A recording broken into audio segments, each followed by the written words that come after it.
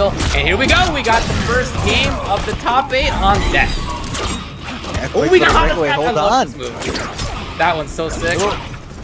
Yeah, a little lesser used variation, or I guess customizable move here. Nice Kano ball there at the end. Got a little tricky amplifying, and King Gambler not really expecting it. Decides to let go. And I mean, can you surprise somebody who claims to play all these different characters? You know, Plus is not real, saying that, you know, he's a real life chameleon, able to just kind of go from character to character willy-nilly.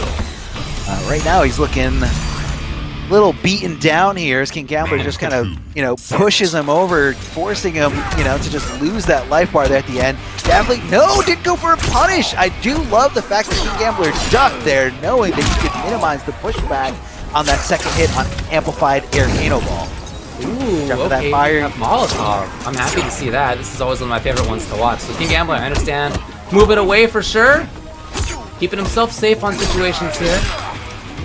As he begins the mix-up after forward throw. Yeah, on his wrath. So stealing, well, taking away your ability to use meter is how I should phrase it. It's safe on block, it's a mid, it's pretty annoying, but it's really slow to start off. Yeah, no, I definitely see what the appeal is there, you know, because you don't have access to breakaway, and then your only option on wake up is, you know, a delay wake up or no delay wake up. You kind of just bully your opponent in that situation.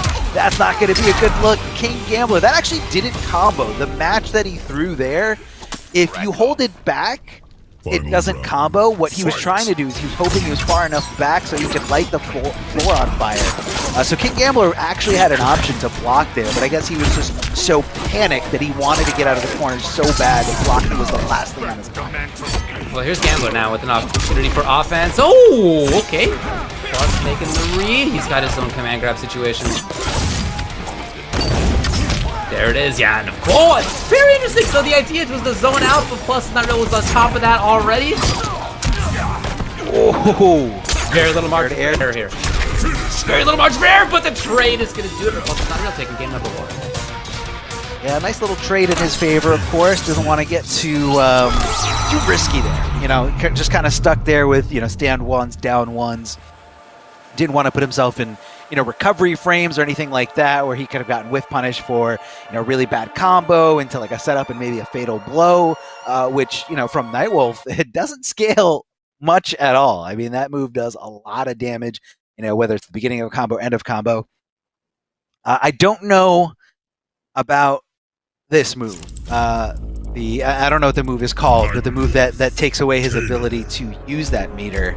I feel like it requires you, it's kind of like you're doubling down on your bet. So it's going to minimize your damage output, but, you know, you could get guaranteed damage if you get a continuous hit. So it's putting a lot of weight on a second consecutive successful hit. And I think it's just too risky. I think it's too risky, especially for a character as mobile as Kano. I feel like you really can't get a hold of him, you know, between his air Kano ball, his safe on block acid. So it's just very, very tough. So yeah, here we're going to be seeing, no, never mind, still using this custom variation. Same variation, yeah. He's got the damage launcher and he's got Hana's Wrath. It's not just, I think, about trying to take away use of bar, but there's also a zoning aspect to it, and yet that hasn't really come up much at all, just based on how Plus is not real. Rolling under stuff, doing forward one, and it's a threat from so far. Kano ball, like we were talking about, he is quite mobile nowadays. A lot of different threats. Super you can see the start. It's like a half second. It's quite slow. Oh yeah. Big jump in here from Gambler. Decides to go for a forward throw. Plus is not real. Holding on to that block button real tight. Jump doesn't get whiff punish, even though he whiffed it right in front of him. He was just anticipating the contact to actually connect there. Oh, trying to throw some knives, but no dice there at all. Now, does that move actually hit as a mid? I'm assuming it's high. Yeah. It's a mid. Wow, that is interesting. Yeah, this is the part of the variation that I played with for a while is Nightwolf. The move definitely has some utility, you just don't see it very often. As you can see, that effect takes effect on block as well. But Plus is not really the big read. Oh, he did drop some free damage though. He almost blocked overhead. That's it. Getting opened up here by the overhead. King Gambler with the immaculate spacing here, making sure it just barely connects here. Nice little down poke, and now he's opting to go for a more zoning approach. So this is kind of what you were talking about, David. You know, you just kind of want to stay back, limit your opponent's options, and just, you know, go, you know, trade for trade, you know, amplify those arrows, make sure that, you know, second and third arrows hit because it does good damage, and the only thing you're trading with is just one knife, if it even, you know, in fact comes out. So it is very, I can see how this is so restrictive when you don't have access to that meter. Yeah, and you could see how that played out. Either Kano was up in like half screen range or into pressure. It was like kind of that range. Or it was King Gambler from further than that zoning out. Like those are the two states of the match basically. And will plus does not really go back to it? Again, it doesn't seem like Kano has enough mobility that he can get around stuff. So I don't know that it's a bad matchup. Question of whether he, in his statement that he plays everybody, would change, but nope, he's gonna stick with Kano here. Yeah, I mean, I feel like that first game felt really, really good for him. You know, especially because that first round in the first game kind of went like decisively for Gambler, and he was able to kind of adapt out of there. And I also saw a little bit, you know, of unfamiliarity with, you know, the mechanics of that match. When Kano throws that acid, he's got one or two options if he amplifies it, where he's going to throw the match. He can either guarantee the damage by throwing it forward or throwing it back and getting that carpet, flame carpet. But no meter burn. Can't do it, buddy. Yep. Exactly. Probably could have gone for a meter burn there, but you know what? I feel like for the most part, Kanos do want to save it for when they get their opponent in the corner, because that's when it's really dangerous. You have the flame carpet on the ground, you're covered in acid, you're going to explode from a blockable pop-up. Oh, and then, yeah, so King Gambler just went forward. Nice duck there under the spit, or, you know, being able to poke out right before the spit becomes active. Oh, that's a big jump, and what a call out here from King Gambler. And because of that, he was able to guarantee that damage. He didn't have, even though, you know, he possibly could have broken away, he had the bar, still not able to do it. If you're covered in that yellow glow from Nightwolf, you know, you're not going to be able to use the meter, even in a defensive manner. I like how often King Gambler's actually been moving forward in this game. It's been quite different than the last game. He's really trying to change his style up. Yeah, here he is. No, the more pressure. Definitely have to. He tried to zone last time and it was successful, but yeah, you can't just be stayed. You do have to change. Here's plus with the corner just like that. Oh, drops the enter there at the end. The restand from back one. Heartbreaker there. Definitely looking for the acid hit so he can amplify it, but King Gambler getting rid of that. I feel like at this point, oh, he couldn't amplify. That was the perfect opportunity to amplify. And because that debuff, or I'm sorry, it's a debuff. I think that's fair to say. You can't use your bar. Yeah, that debuff there, you could not use your bar, and that really, I feel like it caused a panic there at the end. I mean, as a Kano player, or I'm sure any Kano player watching, you hit that acid with your opponent's back up against the wall, and you've got that meter. 10 out of 10 times you are amplifying that meter. You're going to hold the match back. The flame carpet goes down, and then that's when your opponent is going to panic. They can't move forward because they're going to go up for an unblockable launcher, and they usually sit there. So then they're susceptible to throws or just straight, you know, pressure. You go for command grabs, you go for 2-4, like anything to just keep the pressure on and get that damage. It's almost like free damage after it, but I feel like he was just hitting that amplified so hard it just said it's not coming out. What do I do? Panic, and he just threw it. Away. What do we got here? This is Cabal, but what variation? A couple different ways people play.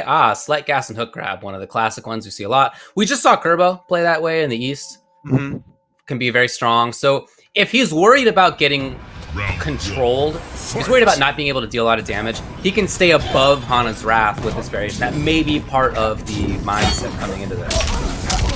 I also feel like his mobility is less dependent on meter. You know, the meter really comes out when, you know, you get the hit and, you know, time to cash in big time. Or even, not even, I mean, Nomad Dash costs no bar to actually use. So, you know, it could be a strategy in that sense here. So, you know, Gambler has the opportunity to switch over to a different variation or possibly a different character to counter this. But first, the first thing that's going to happen, Plus is not. Plus has to get this. There it is, 3 here. And I think that's exactly what he wanted to see. He jumped over Hana's Wrath and got Slight Gas into the punish, into damage. Yeah, no, he's playing this. This is exactly what he was hoping to have happen. And it's happening. He's evading it, he's getting in, he's dealing damage. King Gambler's trying to get away to a range where he can set things up, but he just hasn't found that position. So for Gambler, maybe the idea's got to be more about pressure here. If he finds that opportunity, I don't know. Too slow. He could. Gambler being really defensive here, blocking right after that roll. I mean, I feel like most players are going to be swinging after that because, you know, they're hoping their opponent's recovering or they're not anticipating a quick jab into a combo. Slight Gas just pushing them all over that place. So hard to contest that jump and kick. Oh, Gambler not really getting those strange little scenarios here, but he does get this one here, the airborne state, down 3, connecting, going right into the interactable. Standing Good position. reaction there by Gambler. He's got the corner. Just keeping things safe for himself. He's backing off. Now all of a sudden, Plus is kind of running away, not for long. He's moving in, and he gets the option select, and here it is. Game pretty quickly, honestly, to Plus is not real. I wouldn't be surprised to see a change here from Gambler as we go into the 5th game. Winner, this makes it into winners finals. Did he get Hana's Wrath out at all? I actually don't recall. I guess we did see it a couple times in round 1, but each time He tried, yeah. Cabal jumped out. He wasn't even there. Yeah. Yeah. And again, like, what's the big deal? Even if he does get, you know, have to block it and he gets that debuff, like, he's fine. He doesn't need meter, you know, to really do what Cabal does. He needs meter like a little bit later, deeper into his combo when he needs to extend them with the hook grab. But I mean, even there at the end, with Plus is not real, kind of all, he even knew when Gambler was going to break away. And again, maybe he's very familiar with, you know, what resources he had.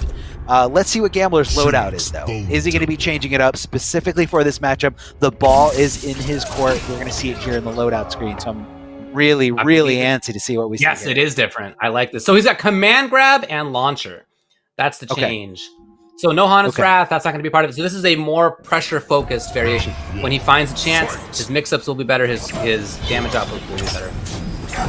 I'm just going to say it's very brave to think that you're going to connect a command grab against a character like Cabal who has Slight Gas equipped. I mean, this character is going to be constantly in the air. In order to get command grab, he's got to be on the ground. So that's a questionable decision here. I mean, at least for me. Me personally, that's what I think. Well, if nothing else, you can get. If nothing else, you can finish combos with it. You know, you can get nice plus frames SMD with it. That's true. That's very true.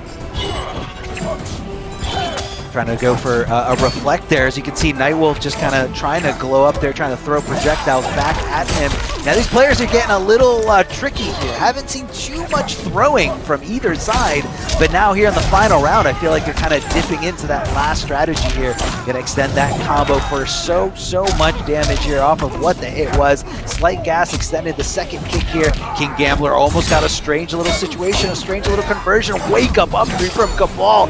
Note that is very unsafe on block, but he was still able to do it. It's fully invulnerable, but it's one of the few ones that you can punish on block, so that had to take a lot of guts. Plus is not real on match point here. This is game 5 scenario. You can see King Gambler really trying to move around. He's trying to be as mobile as his opponent. He's got a good wave dash, but he's just been stuck so often with Slight Gas. Cabal up in the sky, gassing everywhere. Here, finally knocking it down. Is King Gambler. And the wake up attack again from I feel like he's back, not... I tell you, huge.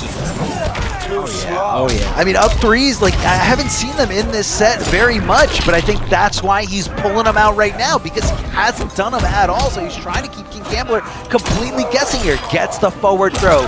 Pretty good Oki here. What's Gambler going to do? Is he going to jump into the other side? No, tries to go for a throw again! Down to nothing here. Down to nothing. Too much. Ah, yes, I do think that's what happened in the end. He was really trying to chase, and Plus is not real, was just up in the sky gassing around, and he is gonna take it. 3 games to 2. What a set.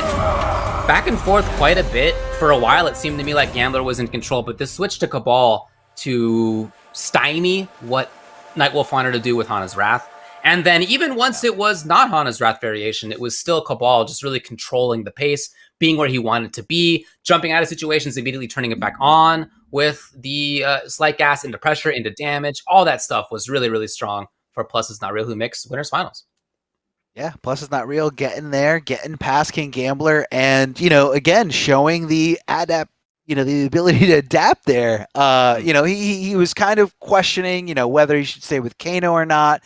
You know, and definitely made the right switch over to Cabal. Again, a lot more mobile in a different way. And I think the key there was that Cabal is a character in that specific loadout, which is a lot less dependent on meter. So, you know, he kind of moved King Gambler away from something that he was comfortable with. Because it's a very, very good move. The fact that, you know, it hits mid, it debuffs you, it gives you no access to your meter, whether you're going to be trying to use it defensively or offensively. It's just very, you know, it just constricts you. It constricts your options. It restricts whatever you're trying to do, and it's definitely effective. But, you know, Plus Is Not Real, making it forward, just showing that he can play all these different characters. Looking good out there for sure. So, remind you what we have. Yes, this is what we're doing this year on the Mortal Kombat Pro competition. We have 3 different main regions: the Intercontinental Combat North American League, which is where we are right now, and Liga Latina. As you can see, top 8 advance on the ones on the left and the ones on the right. But where we are in North America, it's top 16 will advance to regional finals. And the top 16 players, as a result, will be in that finals week. That is where the players are gunning for now. So what's on the line for this week is points to get into that finals, where you can then win the big money. Yeah, there's going to be a $10,000 regional finals for both regions. And, you know, this is what these guys are trying to, you know, qualify for. DJT, who hasn't had any points prior to this week, able to secure a guaranteed top 3 placement, which, again, sky's the limit for a player like DJT. He's going to be jumping up there in terms of, you know, the leaderboards for points here. So, again, for each region, top 16 gets into that regional finals. And it doesn't matter if you know, won the first 2 weeks and, you know, you guaranteed your spot before anyone else, or if you just squeak by getting in those last few weeks. All it comes down to is one finale there. No one's got any advantage outside of seeding, but, you know, it is possible. It is possible for anyone. If you're talented enough, you can definitely get in there. So if you guys haven't signed up, whether you're very competitive or not very competitive, definitely look into signing up for any of the other weeks. You know, if you are in a qualifying region, a lot of fun in competing. What do we have here, David? We have Nubcakes. We got Nubcakes against Unfazed Moses. So Nubcakes has beaten already Sizoth, Manly, Crispy Fungus.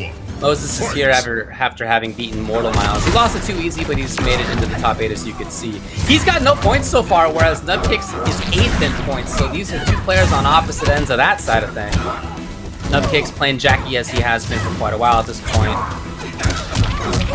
Looking forward to giving my best and being challenged in the top 8 is what he said. Hoy por ti, mañana por mí is what he said as well. He wants everybody to know. Looking good as a good start for him. Oh, just the empty jump. Empty jump to get a little tricky. You know, you never know what's going to happen after an empty jump, whether it's some buttons or some throws. I mean, her buttons out of that are all spottable more than usual, so sometimes you got to do it. Exactly. Keep them on their toes, keep them guessing here. But Nubcake's coming down to pretty much nothing, and Noob just kind of sealed the deal. It's the regular down 1, keeping her back. Again, you don't want to put yourself at risk if you don't have to. What a call out there. What a anti-air from Nubcakes, but hold on. Unfazed Moses returning the favor with a very, very hard read there on, you know, super offense. It's a very, very punishable teleport. He's applying the pressure, but puts himself in the corner. Yeah, great anti-air here. That is Unfazed Moses knowing this matchup, knowing, you know, had an anti-air character that can be so overwhelming. She just kind of jumps in on you time and time again. Keep going back. Unfazed Moses trying to stay unfazed from this aggression here, but Nubcake's tapping into the fatal blow.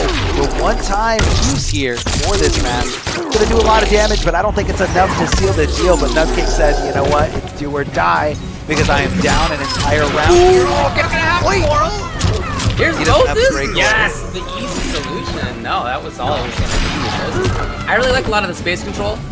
In fact, what I like part about Moses' gameplay is that there wasn't a lot of commitment, you know, in dealing with how Jackie bionic bounces in dealing with her in footsies-ish range. He just wasn't taking risks. He was blocking versus empty jump, for example, right? And that really paid off for him. Yeah, he was playing it really, really patiently, which is, again, a really tough thing to do against a character like Jackie, because it's just so overwhelming, and like any one of her hits can lead into a really, really good combo and a really, really nice situation where she can, you know, bait out up threes or up two, depending on how your characters do them.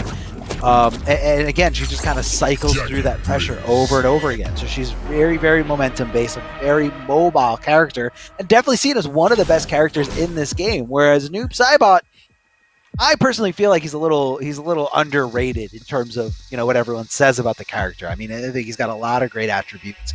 But is he one of the best like Jackie? Probably not.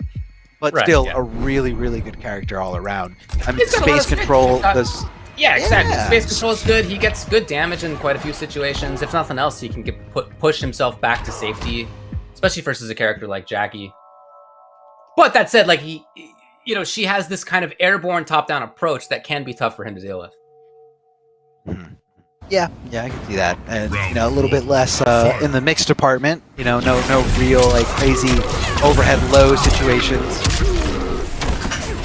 Nubcake's sniffing out the breakaway, but Unfazed Moses not giving it to him. Ducking under the throw, but not able to punish, thanks to that very specific animation that really only Jackie has from the throw. The sways backwards. Speaking of moving backwards just slightly. Being very active here as Nubcake's.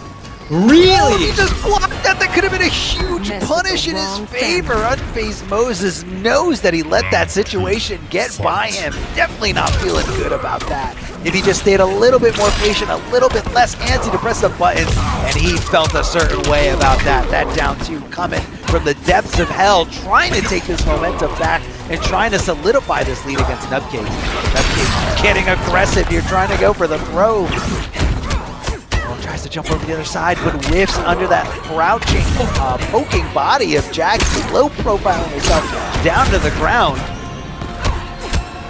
Deep jump. I love that. He does have that offensive bar. He's been really quick to spend his leader so far in this match. Last game and this game as well. Moses not doing the same. There it is. Okay, the spending meter did pay off for Nub. It's all gone and that started that's true. That's absolutely right. 950 health, less than close. It's gonna be very close either way. It is death. Oh, wow. That last part doesn't do it as much as it looks. Like, it looks very painful to get a sickle through, you know, under your jaw, through your face. But surprisingly, it doesn't do that much damage. So I think if Jackie was any other character with a normal amount of health, I think that situation would not have killed them. Straight shadow balls here. They do hit as highs. Nubcake's just trying to, you know, play it safe, not really trying to duck under them in case, you know, low shadow comes out instead. Definitely the mindset here. Bionic jumping over to the other side. Continuing that combo here, getting a little aggressive here with the mids. Nice little catch by Nubcake. He's doing a lot of blocking, and understandably so, and Nubcake finds the hit finally. He played a lot faster that time, and simultaneously, he didn't use his meter quite as constantly, so when he found hits, he did actually more frequently have more damage as a result. Yeah. I think that was it's a big part of why that ended up working out for him. But I do still like a lot of what we're seeing out of Moses. Yeah, I mean, I feel like that last game was a little bit more, you know, not to discredit Nubcakes or anything like that, but I feel like that last game was a little bit more Moses being impatient willing to not block as often as he was in that first game. You know, and just getting a little, you know, jittery there, just losing certain situations where, you know, if he just played a little bit more patiently. I also feel like he was a little bit more willing to anti-air in that first game, or that second one is just kind of not. I just didn't want to go for it. It is scary because, you know, you gotta judge it and you gotta know exactly what option she's going for. But you know, we'll see what Moses has. I don't know if we're going to be seeing a character change or variation change at least, but something could be surprising. Nubcakes have loading up.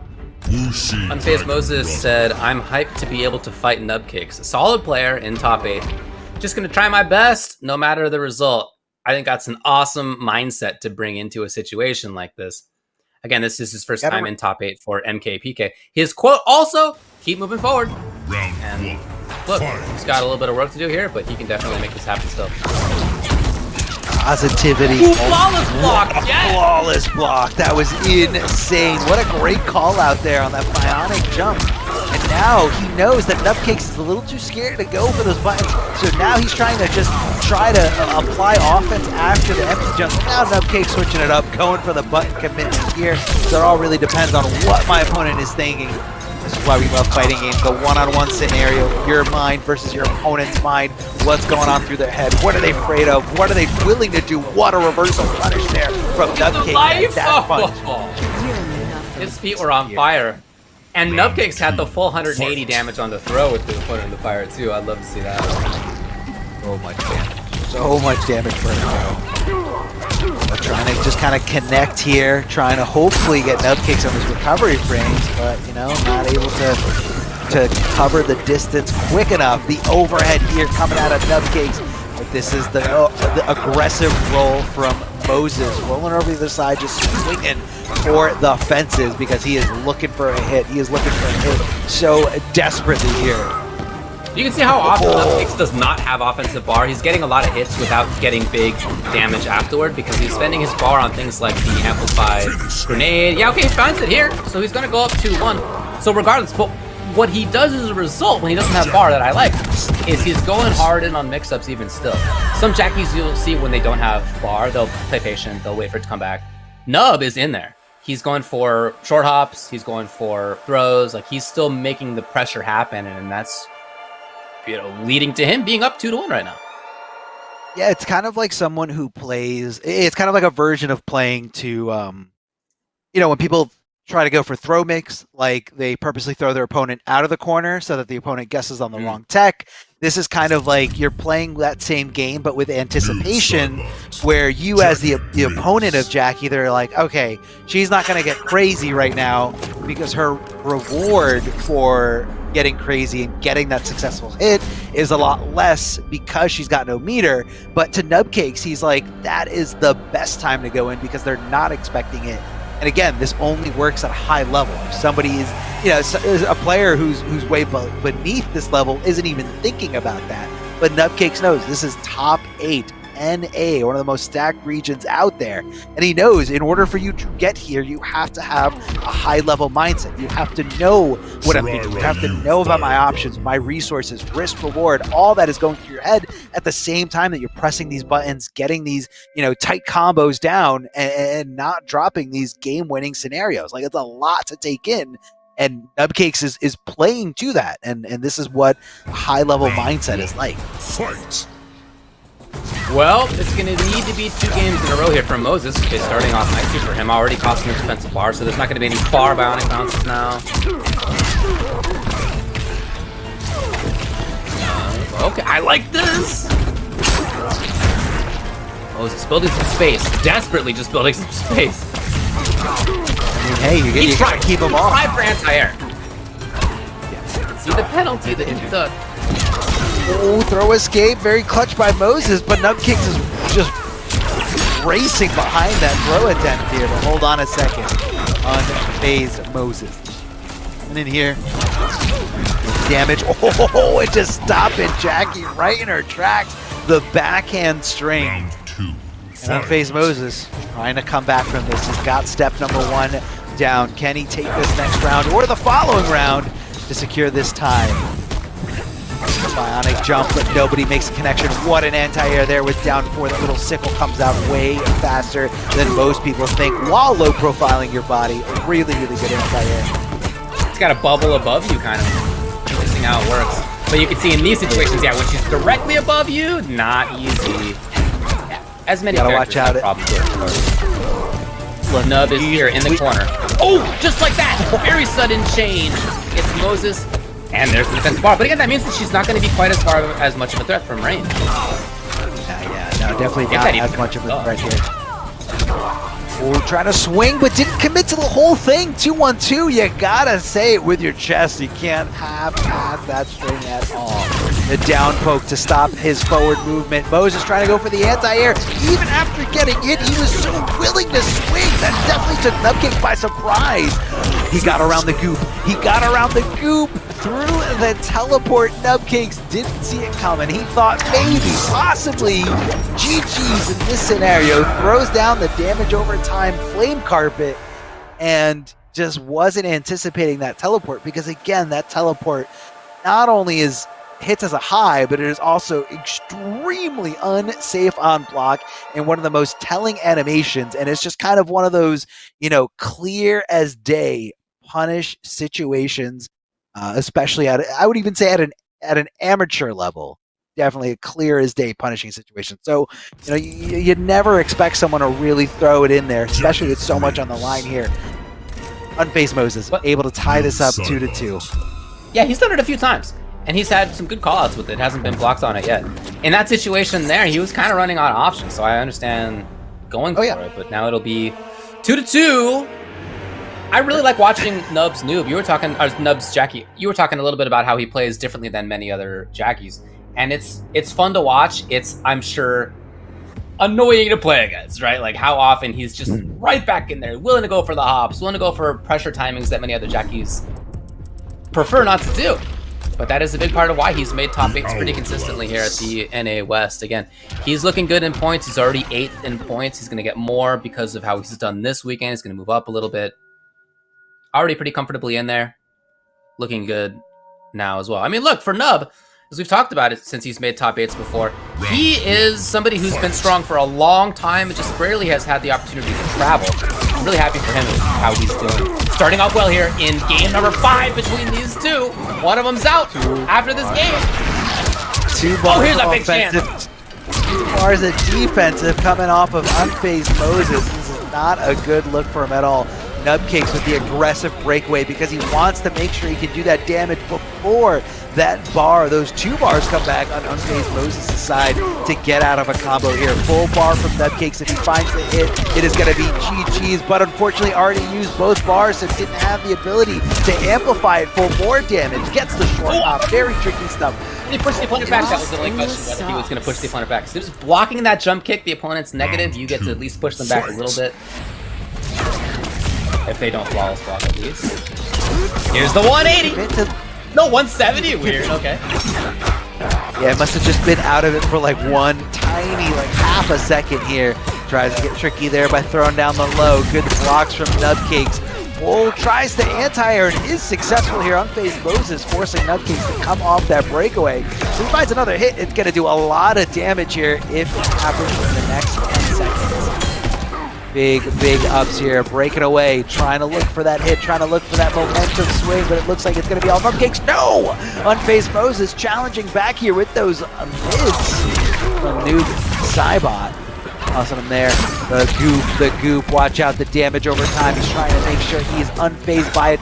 Gets a little tricky. And outside of that range, making sure he knows exactly how to not get punished here. She's going to break away. Down 2 for maximum damage. Trying to stay back, trying to chip at this point. Nubcakes, when is he going to jump in? When is he going to jump in? There it is. Called out like nothing. Unfazed Moses sniping him out of the sky. That's the first time we've seen that counter option from Moses. I really like him bringing it out at that moment. He was right about it. We got final game, final round between these two. Nubcakes finding the ancient one. Like Ree's kick. It's so important for her. Nice job by Moses. He's building up life lead. He's got the distance game. No offensive bar for Nub, so even if he gets in, he's not going to be super threatening yet. There it is.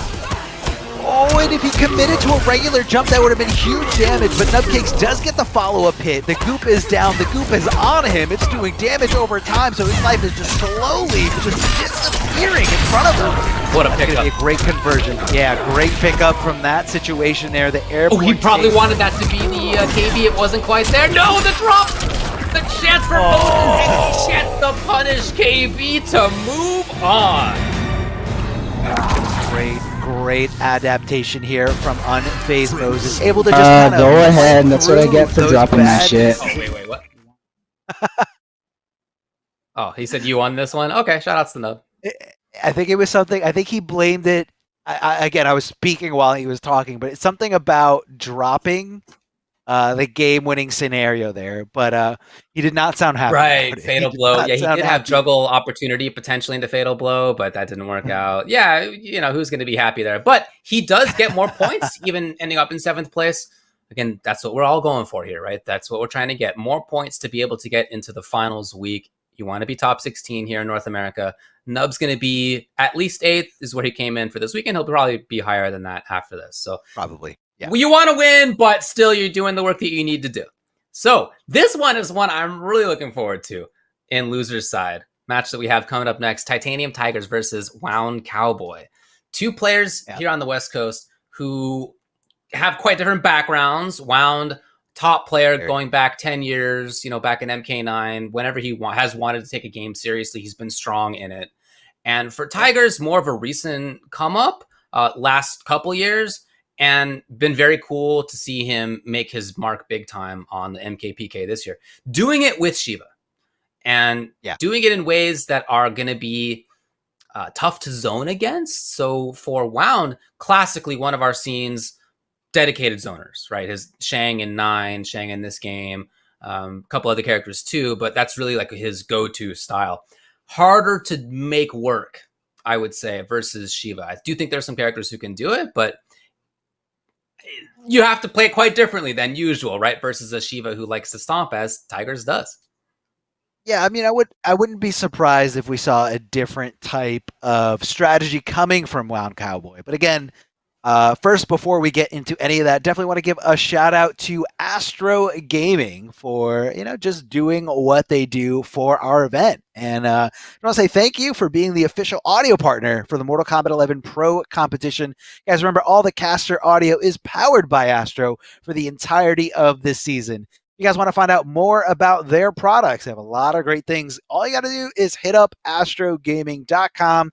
To see all their officially licensed PlayStation audio products, which are available now. You can see high quality stuff here. Definitely go out there, treat yourself. I know a lot of people got that stimulus, and nice headset is calling out to you. What do we see here, David? So Tiger told me that he's going to just be playing Shao because all he's played all weekend is Shao Kahn. He hasn't played Shiva. That's been the character that we've seen him do the most work with, but we all know that he's got more characters than that up his sleeve. So super cool to see him bringing this character in here. And on Wound's side, there's no surprises. It's Ground Eruption, it's Shake.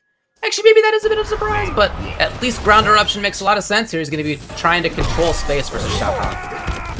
Hold on, so you're telling me that Titanium Tigers made top 8 with Shao Kahn. So that means that all you Shao Kahn players out there need to stop downplaying this character. I'm just kidding. Jumping over to the side, Wound Cowboy with a down 2, hitting him out of the air, trying to convert some as much damage as possible. You got to watch out for those projectiles from Shao Kahn, the spears. If they're far away enough, they do hit his mids. So, you know, you can't really avoid that. How many short hop kick from Shao Kahn is really, really underrated. It is very fast, and it just catches a lot of people by surprise. Oh, speaking of trying to catch you by surprise, not Wound Cowboy. He is super defensive, definitely holding onto that block and trying to go for the reversal punish, and he just lets it rip. Fatal blow, the armor coming into effect here, and that does not taste good. Wound Cowboy a little bitter about that, but he can walk away knowing that that fatal blow is spent, and he doesn't have to worry about it for the rest of this match. Wound Cowboy, can he pick up the pieces? Can he dust himself off and keep forward? Oh no, not with a broken read by Tigers right there. And looking for the FP. Block up two. Huge up two for this character.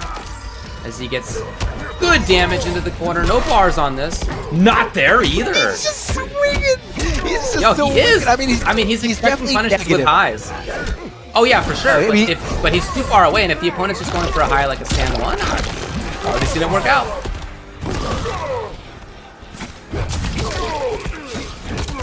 Here's where Wound wants to be. He wants to be further away. He was hoping to see a spear. Do a little corpse drop action here. Oh, down two again.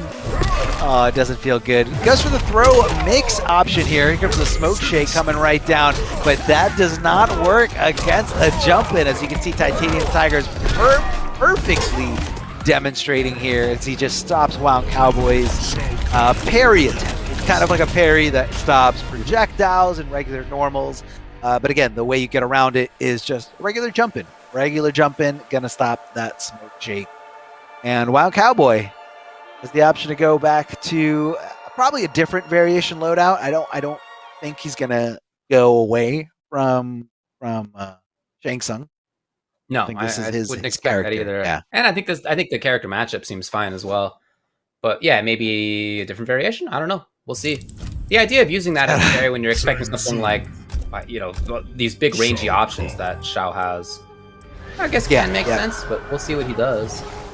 Shao Kahn's definitely got range on his buttons, you know, his normal buttons. Not only that, but also, you know, his up 2 and up 3, I think are some of the best in this game. In terms of 100%. Like, a character that has like really good both up. Usually character has like one good one and one bad one, but no, I think both his are really, really solid. You know, far horizontal range on the up 3.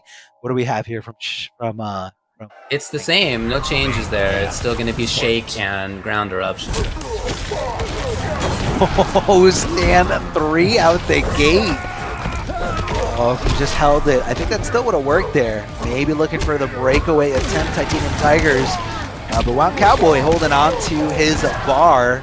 Just to kind of get a little tricky. You know, you don't want to get too predictable, as your opponent can, you know, sniff it out, cut combos short, and then, you know, they come off of, you know, damage that they could have potentially done to you. Ooh. Corpse drop. You can see how close that is on hit. Yeah, I was just gonna say that the corpse drop definitely not gonna be in your favor in the trade in terms of, you know, frame advantage. So Tiger's slowly pushing Wound Cowboy to the corner. Here we go, blown up. His armor.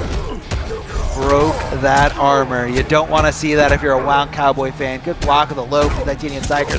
Trying to walk up and shimmy, and what a punish here from Wound Cowboy. Swinging back as soon as possible. The down 4 from max range. Wound Cowboy takes that as an invitation to jump in and apply some mix-ups. Hits the throw, gets a little damage, or gets a little health back in his favor. And again, back in there. Trying to get in there, not in time. This time, Wound Cowboy with the punish. We saw him slightly miss that before. Sometimes you gotta walk forward a little bit. He did. He's got the round. But back getting pretty close to the corner, uncomfortably so. Look at the way Titanium Tigers moves after that. Oh man, gonna pop him up for lots of damage here. Good combo potential here. God, 36%. For one bar, that is so good. But again, probably corner specific here. Shao Kahn definitely hits like a truck with this variation loadout here for Shao Kahn. Well, the ground eruption acts as an anti-air, so you can't get too crazy in the air as you try to jump and make your offensive moves here. Breaking away, trying to avoid as much damage as possible. Titanium Tigers trying to get that gap, trying to close that gap here. No flawless block there. Decides to just play a little bit safe just in case Wound cancels into anything to blow up the attempt. No! Oh, no. No. You don't want to see that. Wound. Oh, what a neutral jump timing from Titanium Tiger. Well, he starts here with corner control. I feel like that's the first thing every Shao Kahn does when they have in the corner. Back one. Especially at that range? Yeah. Because it's so, you know, you get such a great reward if it hits. and a lot of people just want to jump out of the corner.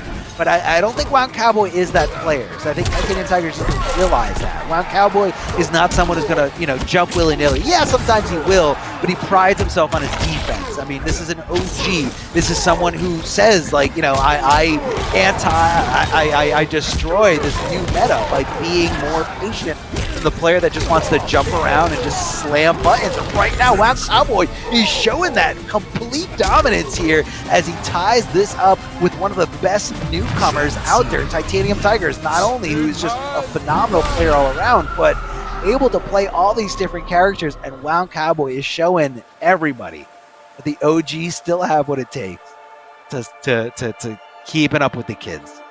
Absolutely, yeah, he's still looking good. I really like his space control timings there, and you're right too that when he's caught in the corner, he's not panicking. He feels he's been in that situation so many times, right? And if you are a zoner type player, then you're accustomed to that. That's the life. Sometimes you get caught in the corner. What you want to be is elsewhere, but sometimes you get caught there more often than other archetypes get, and so you become accustomed to it.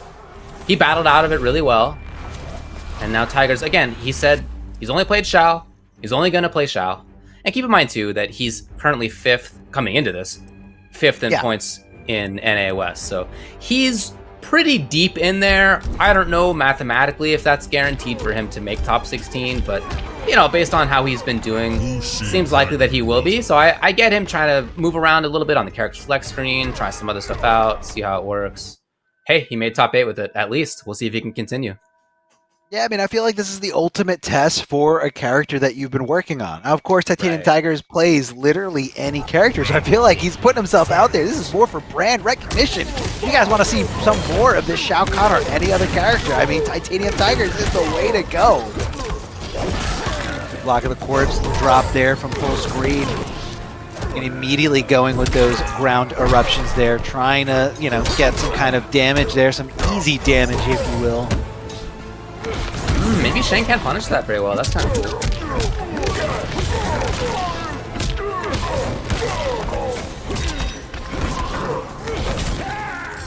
Oh, here it is. Wave dash in. Tried it!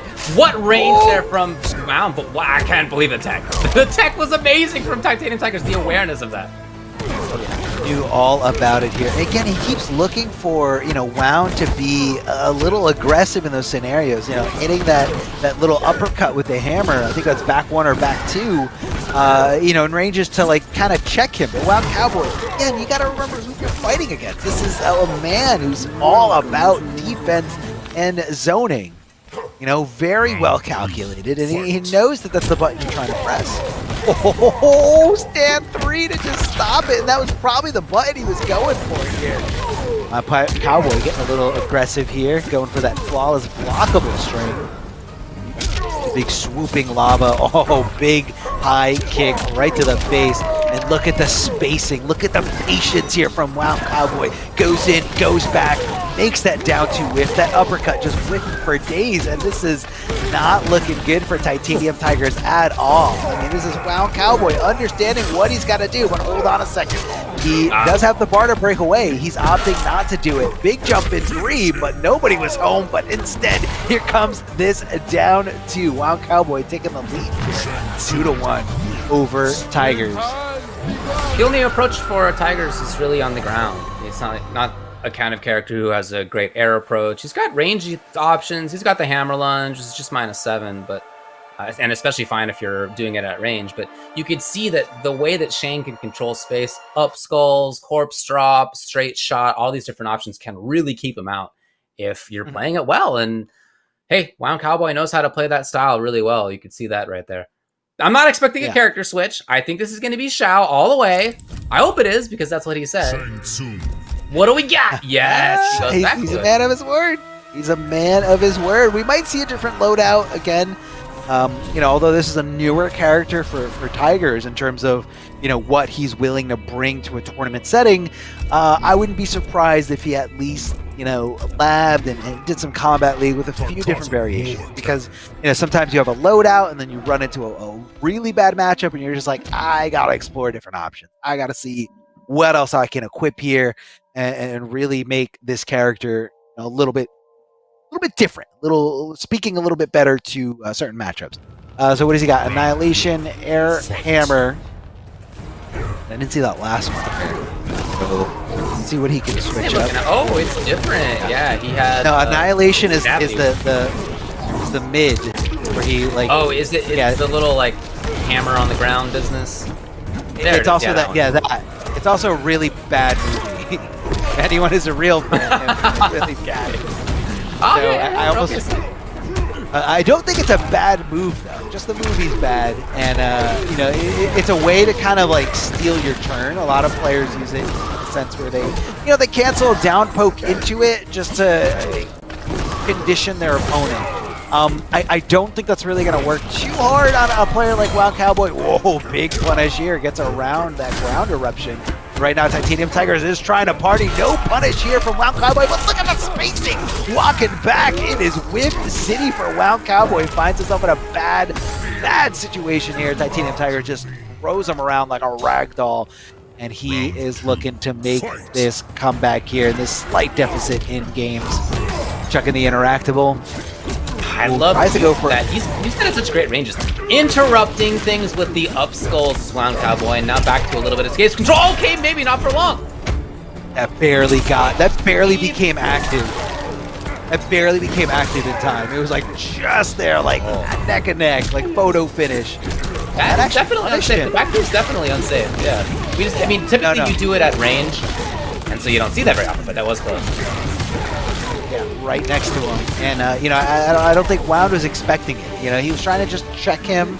Wasn't expecting any kind of punish, but yeah, that range, David, you're absolutely right. It could have been a big punish.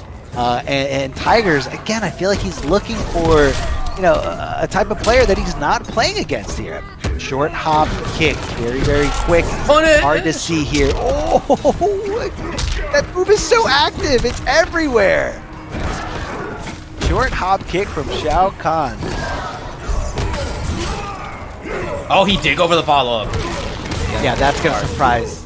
Yeah, that's going to surprise you there. Super unsafe, but again, you don't know, is it your turn to swing? Do you have to wait for it? And if you wait for it, it never comes. You give your opponent another turn to swing and do whatever they want. Tries to go for a charge here, but the amplified corpse drop. Oh, that's going to be a big crushing blow as he just keys his face in. I think there's been 3 spears, so we see him fishing around for the KB string.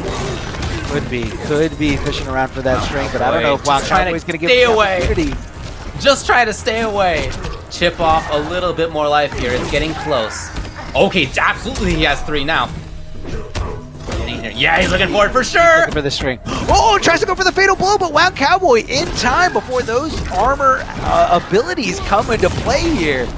Now the clock is ticking, 18 seconds left. He's got to make something happen here. Just went for it like a crazy person. He's still alive. Did have the bar broke away. He's still alive. This is now it's a huge chance. Look at the time as well, and it is enough. Barely time on the clock, barely life left on the top right, and it is enough to tie it up 2-2. Because for the most disrespectful Combat League-esque thing. Oh man, this is just straight disrespectful. You don't disrespect your OGs like this. Wild Cowboy is definitely not going to be taking this lane down. He is furious. He let that game, that set-winning scenario, slip through his fingers as Shao Kahn just slipped in between those ground eruption shots. There went hope for a 3-1 victory, but Wild Cowboy is not out of this yet. This is going to be a Game 5 scenario, final game to determine this first of 3 to see who moves on in this bracket. Oh man, what a set we have here. What a set between these players. I mean, Shao Kahn, really? We're seeing Shao Kahn out here playing against, look, this is Titanium Tigers, one of the best players out there. Very versatile. Very talented, pretty aggressive, but I feel like he does what he needs to do to succeed in whatever game he's playing with, whereas Wound Cowboy is a little bit more of the opposite. Even in a game like Mortal Kombat X, where a lot of people are just like, offense, Wound Cowboy was able to, find a way to slow things down, find a way to play that game, and Wound was seen as one of the best Mortal Kombat X players, on top of being one of the best Mortal Kombat 9 and Injustice 1 players. So, you know, he's always able to find a way to play to his style, play to his strengths. Right now, Titanium Tigers with a huge lead here does get down two. What a conversion. Wound Cowboy recognizing that that down two hit high enough to convert into some even bigger damage here. Ground Eruptions does catch him off guard here. Throw in the spear. Shao Kahn trying to make some kind of connection, trying to get some super plus frames on it. The Corpse Drops just trying to, you know, keep Shao Kahn in check. And Titanium Tigers throwing all caution to the wind as he just leaps in with that hammer. You gotta watch your toes, you gotta watch your feet there. That amplified Corpse Drop hitting as a low. Here finally is the connection. And he caught the back down, chased it. No, but the drop just allows Wound Cowboy to get a grab and restart this zoning game. He's got one offensive bar. He can absolutely control things. Here, another connection. The Corpse Drop but no amplified. Drop in range. Look at the time again, 25. Again, that was 3 spears in that round, so he comes into this match point situation, locked on that KB up close as he can find it. Wound. Not quite next to the corner yet. Here's a chance for punish. Only escape failed. No big deal though. Those spears actually have worked. Oh yeah, it's a really advantageous position after it hits. Wound Cowboy with a textbook punish here. Doesn't punish that down 2 on whiff though. Very, very interesting. A player like Wound definitely a little shooken up in this scenario. Good call out of that breakaway there. Cashing in as much damage as possible with that down 2. Goes for the flawless blockable string there. Dangerous stuff. But again, Titanium Tigers not trying to take the risk in case he gets into something else. He is taking some risks there though. Definitely taking a risk there, that's for sure.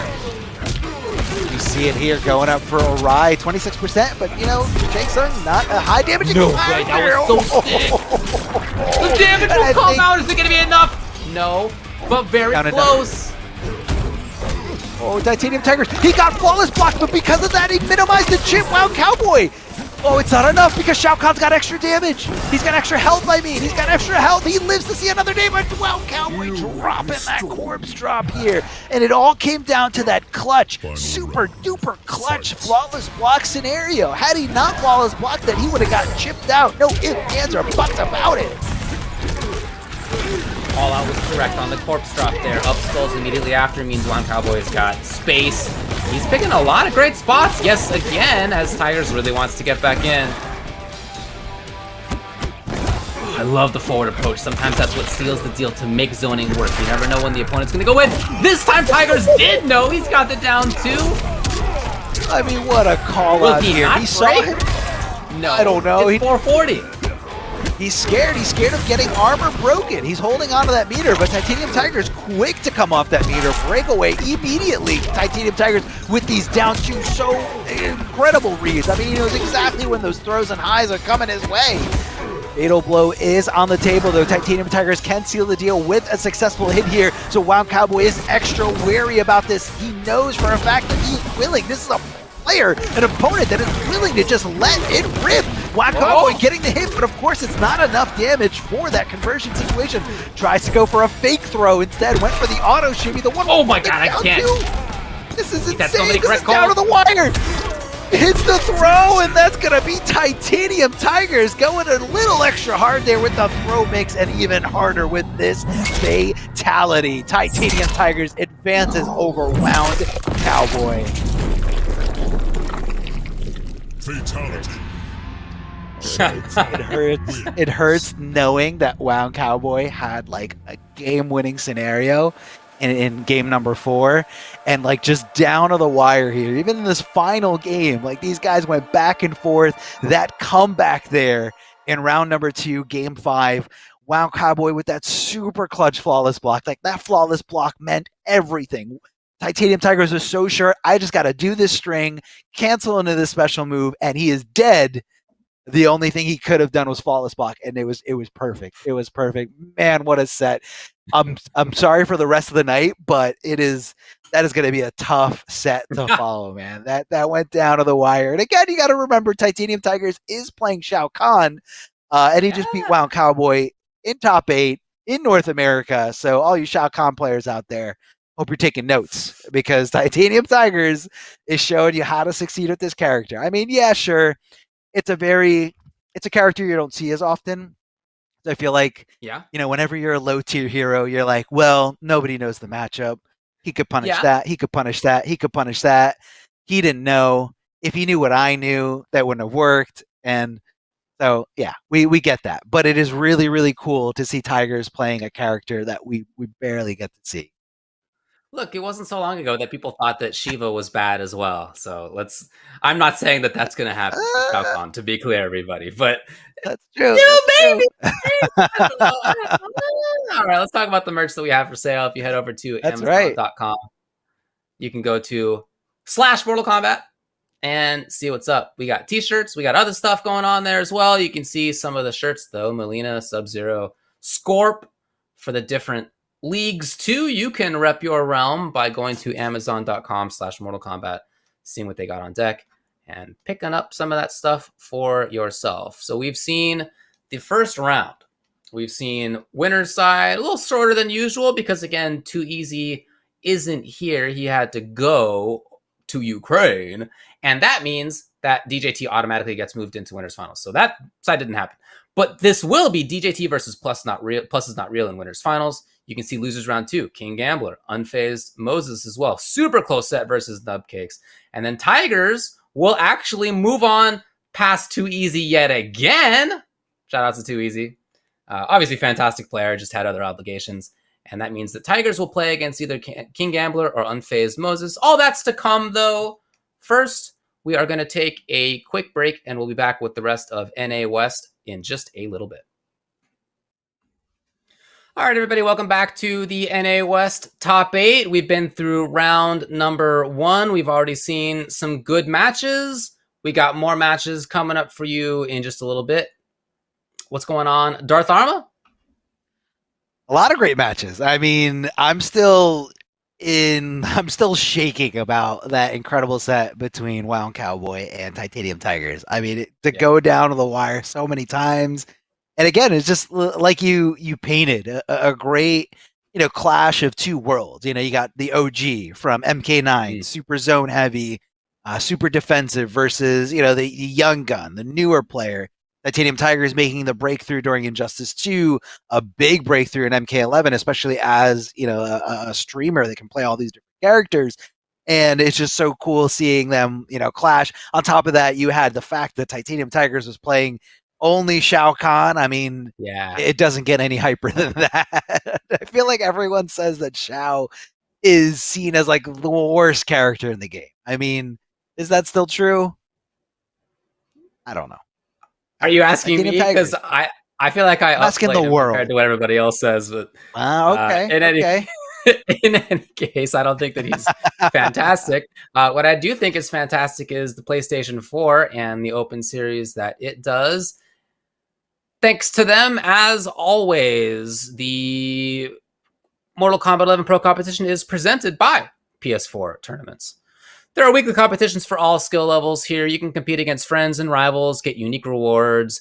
Head over to the PlayStation 4 Competition Center at compete.playstation.com, sign in with your PSN ID, and you can easily see a list of available PS4 tournaments to sign up for. A lot of cool things out there. Please check it out. Here's what we have going on our side of things. Again, winners finals will be DJT versus Plus is not real. First, though, we're going to get to losers side. King Gambler versus Unfazed Moses will be starting things off. And then the winner of that will be playing against Titanium Tigers. Again, just to reiterate, if you weren't here before, Too Easy, super awesome player. Unfortunately, had some other things he needs to do. He's headed to Ukraine for the We Play event. So he had to bow out after making winners semifinals. That's cool, though. We still have a lot of great stuff to watch. Gambler versus Moses is coming up next. And again, to talk about these players and where they are in terms of points, what we're trying to do is get into the top 16 among all points earners in order to make the finals week. King Gambler is coming into this 6th overall in points. He's already in a pretty good spot. Unfazed Moses has no points.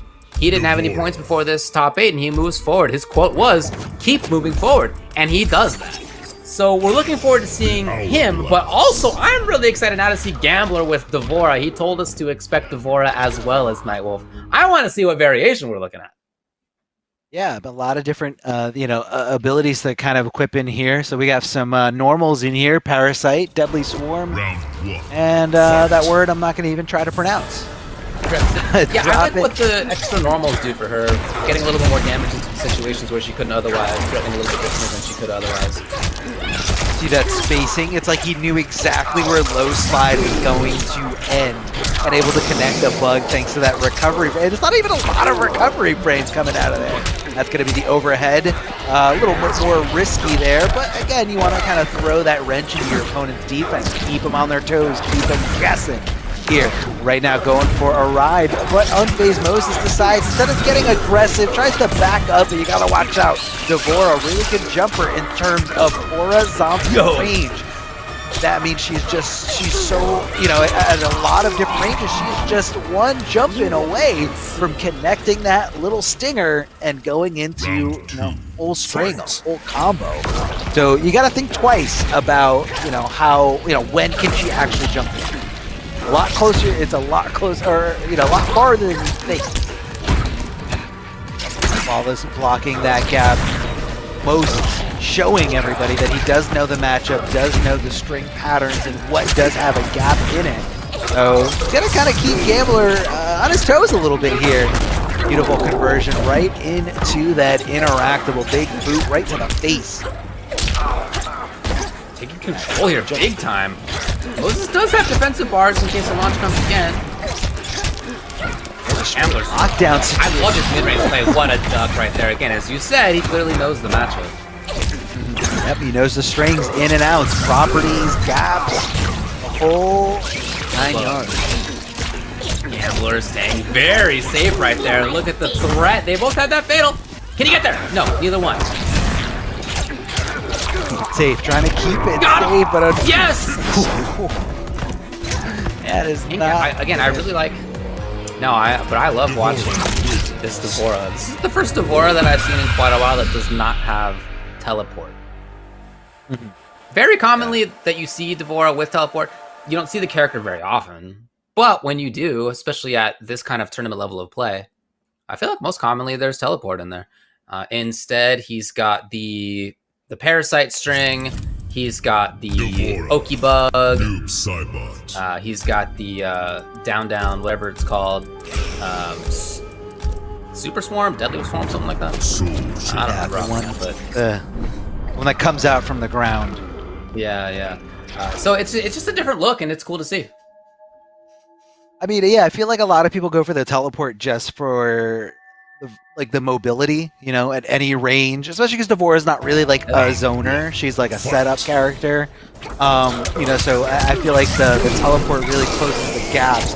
But I definitely agree here with Gambler. I mean, if you got a great jump in, do you really need a teleport to get around some zoning or mid-screen options?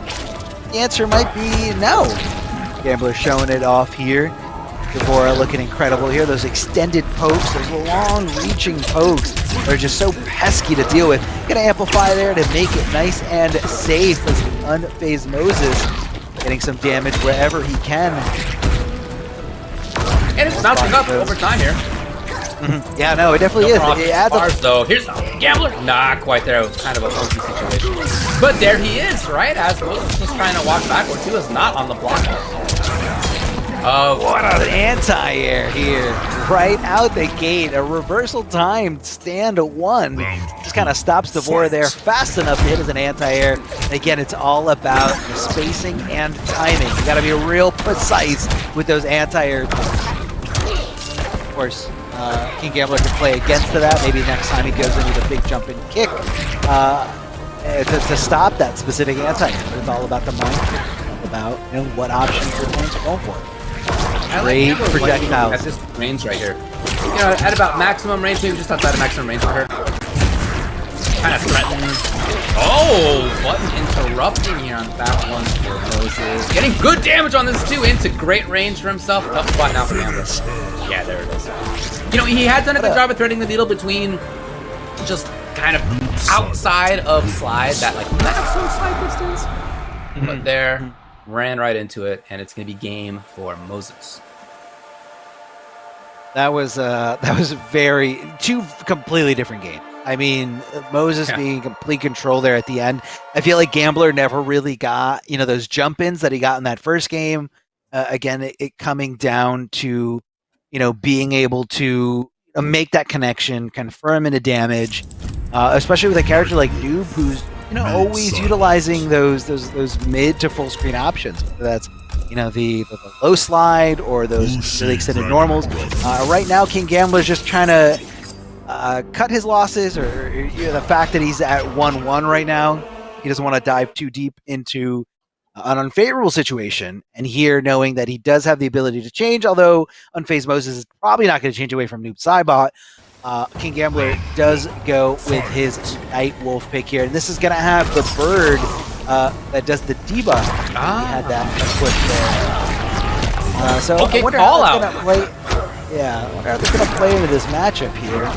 I mean, Noob isn't specifically. Actually, he is offensive meter dependent if he wants to keep his attacks safe. On block. He wants to amplify the low slide for the pushback and to make sure that he's in a safe distance away. So I definitely see the utility here. Great situation here. Oh, Gambler getting maybe a little bit too movement heavy there as Unfazed Moses knocked him back. Looking good. I really like where Moses is standing. I like where he's fighting from a lot. He's backing off to really comfortable ranges for himself pretty consistently. And you said that Hana's Wrath wasn't, you weren't super sure why that's here. It hasn't really come into play yet. No, it hasn't. I mean, he tried to, but every time it connected, like he attempted it, he either got jumped in on, or, Unfazed Moses was able to just kind of slow down the pace. And right now he is running away with this. King Gambler getting hit left and right as these normal strings just come at him, and right now he's getting a little desperate here, going for that charge. Didn't commit to that jump in. Oh man, and had he swinging for the to that, fences big time. Oh yeah, no, definitely swinging here. But had he committed to that one jump in, I feel like he committed to everything else except that one jump in that hit. And that could have been a completely different story. It could have been fatal blow scenario for some big damage into any kind of mix up afterwards or throw loops. But Unfazed Moses punishing that string perfectly there at the end, again showing and demonstrating his knowledge, his vast knowledge of the game, matchups, knowing your opponent's or possible opponent's strings in and out. Again, the properties, the gaps, your options. You gotta know your options. That's where you gotta hit the lab. And Moses, I definitely see as a player who is a lab monster, super lab monster. He's been ready for a lot of stuff. I haven't really seen anything catch him by surprise. Right. Round 1. So back to the same matchup, Noob versus Nightwolf. It honestly looked pretty tough for Gambler to move into ranges he wanted to be in. Here, at least it does connect. And he gets the whiff punish. Okay, Gambler has the corner just like that. Nice. In there now. No offensive bar, but in the corner he gets that anyway.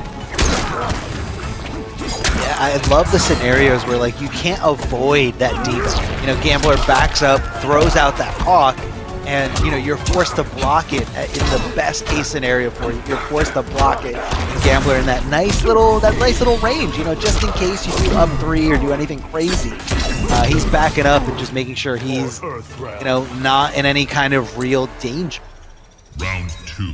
It was a big chase for Gambler. He really had to go all the way to the one side of the stage, all the way to the other, chasing Unfazed Moses. But yeah, and again, he starts it off really well, doing that same thing. No breakaway as all the way to the corner. Now he's stuck here. Moses is in trouble. Breakaway. I just gotten out of it, I guess. Damage there for Moses, 40%, for a bar. That's so good here. Nice little down poke here from King Gambler, recognizing his hits, recognizing he is at a super hit advantage. So much damage, and just like that, summoning that eagle.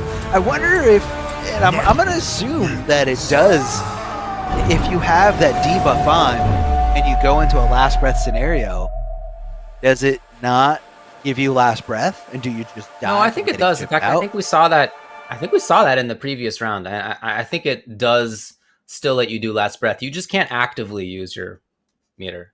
Okay, so it just shuts off meter. Yeah, it shuts off meter, so you have no access to wake up attacks. You have no access to breakaway if you're getting comboed.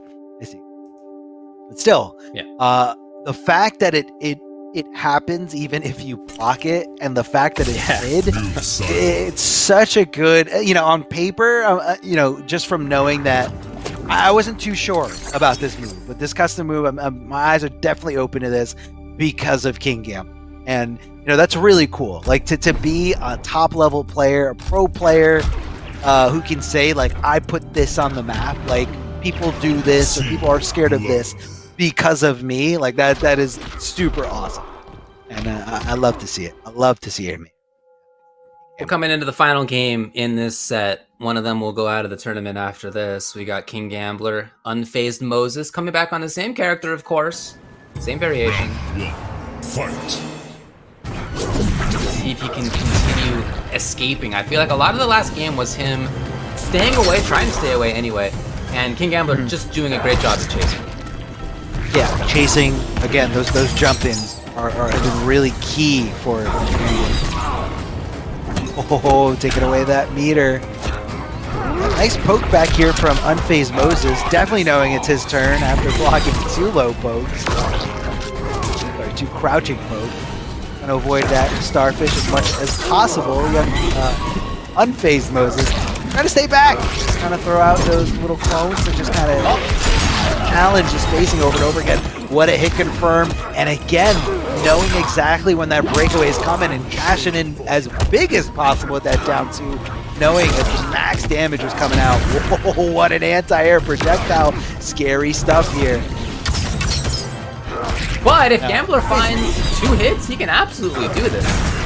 Oh yeah, no question about that. But that's going to be a big jumping 3 right to the face. Unfazed Moses on the match point here. Just needs one more round here, and again decides to hold up forward at round start, getting the damage there. But unfortunately, I don't think he had the meter there to cash in for more damage. Here we go, take it firm. Oh, and the arrow. Tried to create some pressure for himself. He had the Hannes Wrath in that situation before.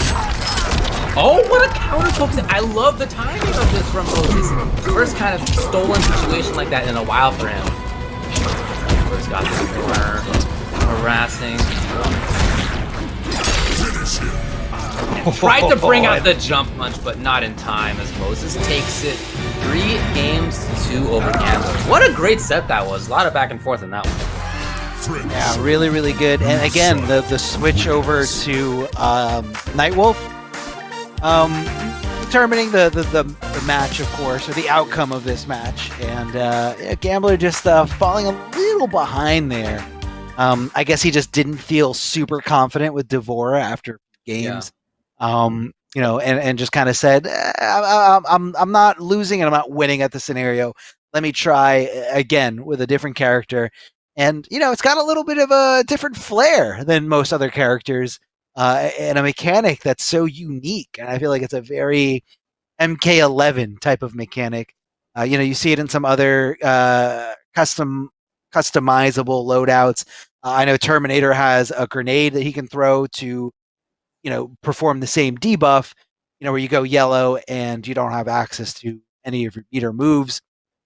But again, it's something that's very unique, and it's cool. It's cool to see a little bit of a. It was definitely fun to watch. But I think that in particular, I'm impressed with Moses. Again, he came into this saying, "I'm hyped to be able to fight an upkick, a solid player in top 8. Just going to try my best, no matter the result." This is the phrasing of somebody who wasn't sure they were going to make it any farther, right? I feel like that's what you say in that situation, and he's continuing to move on. It is awesome to see. Congrats to him to continue in this bracket.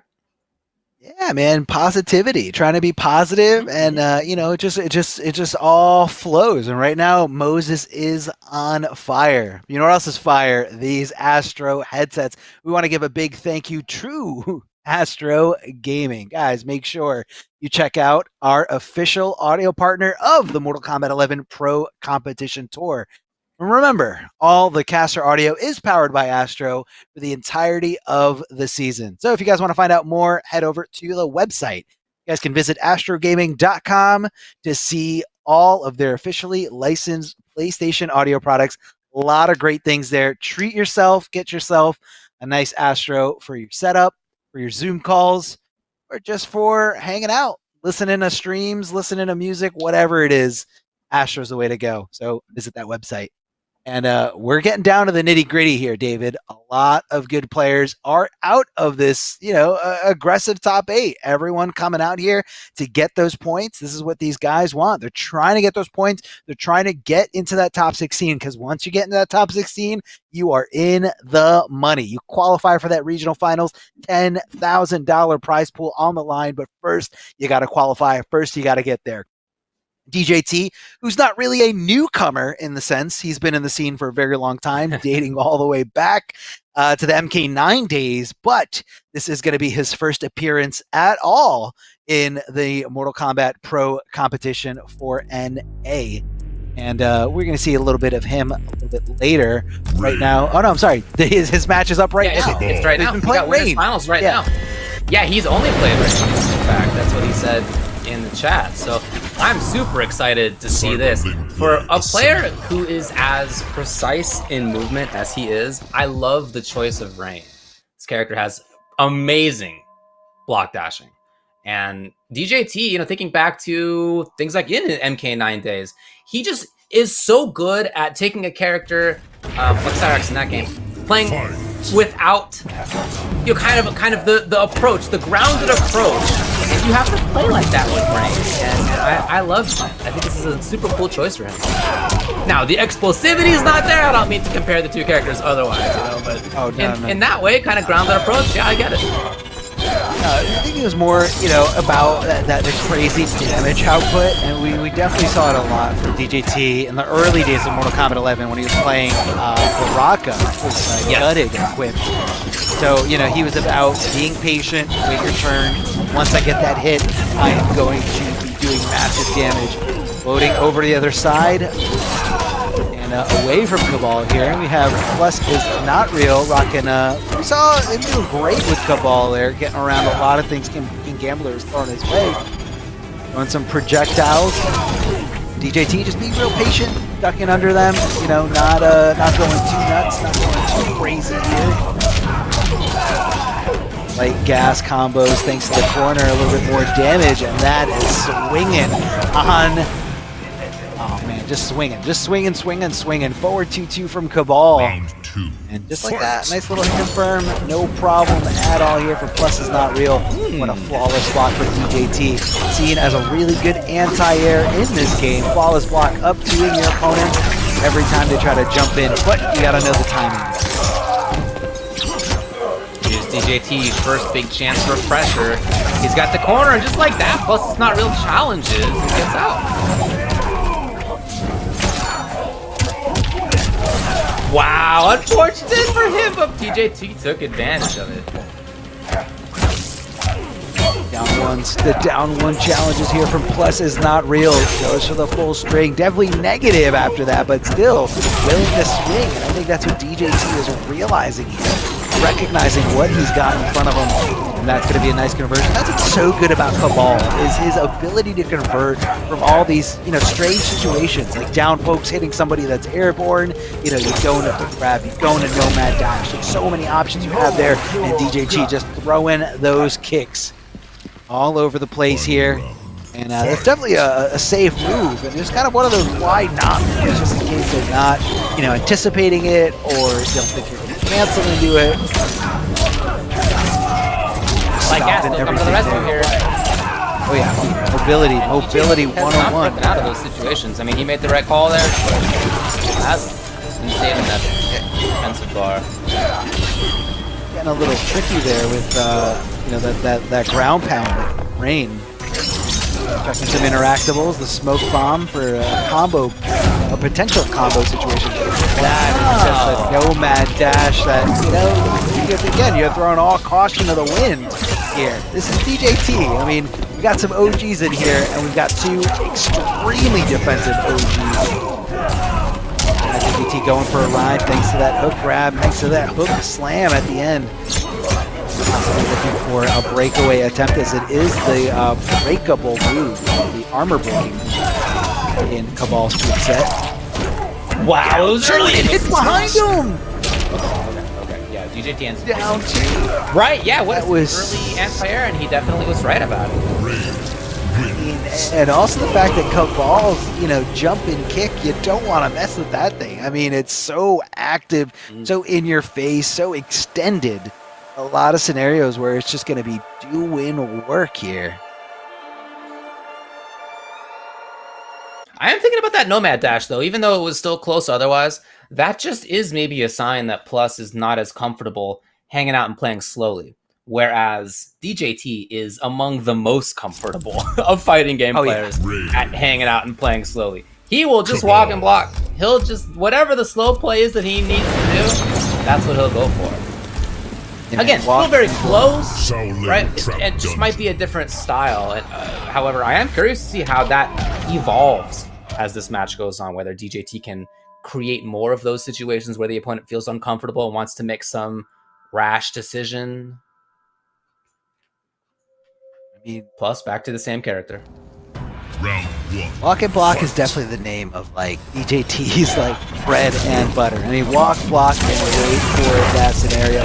Although Rain's not, you know, this crazy damaging character like Cyrex or Baraka, you know, it's still, I think it's just a character that makes him feel comfortable with movement. You know, he's got a great backdash, and the wave dash is insane. I mean, this character moves literally like water by design.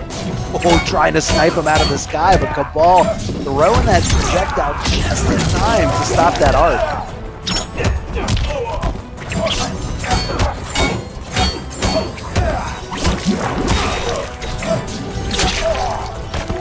The down two has really been coming into play a lot. Yeah, man, he's waiting for the opportunity. He's not throwing it out like willy-nilly, you know, even a down two as great and as fast as Reigns. It does not have any invincibility properties or any vulnerable properties. So, you know, it's all about timing. It is all about that timing. Too slow. Slam to kind of throw him over to the other side. He's swinging around here. Plus is not real. Definitely more comfortable in this round. Having a bigger life lead, but even though he has a life lead, still willing to just go in, and DJT reacting to that jump in and just sniping him out of the sky again. There it is, when a player's too defensive. Holding onto that block button, you gotta throw that wrench into their defense. Go for that throw. Go for those overhead. Just to keep him guessing. That was a beautiful punish. A beautiful call out. I mean, he was looking for either up 3 or up 2. Again, both options are actually just punishable on the block. DJT still pressuring here. Plus grab. DJT no resources. And I didn't even notice that was throw KP on Dick. Wow, I guess he just couldn't. He didn't have the life to absorb. No, he definitely did not. I mean, it was a big jump and kick. He was hoping that maybe a jump and punch, or you know, wake up, or you know, some meaty buttons were coming his way. But yeah, definitely depleted that life right away.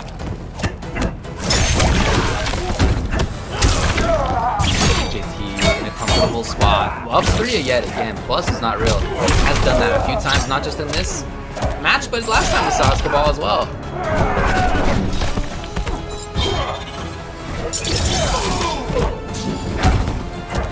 Heard it. Gotta escape from those throw attempts here. Just getting checked there. Plus is real. Finding his time, waiting for it. DJT making the best of a situation here, trying to press those buttons on his wake up. And again, just keeping him in check, keeping him completely controlled. And what a throw tech here from DJT, and why not?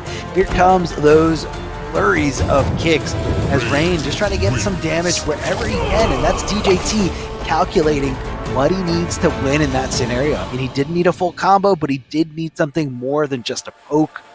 So again, you're going to be throwing that move out there. That move, pretty good in terms of risk reward. You're not risking much, and you're getting something pretty good, some decent damage. Good setup on Oki. You can jump over the other side, making up whiff. Might be seeing some Kano. We saw a little bit of this before. Yeah, we saw a little bit of this before against King Gambler, and then eventually opted to switch away from Kano into Cabal. So now he's going to be playing from a little bit more different. I think having a command grab against a very defensive style type of player is definitely really good.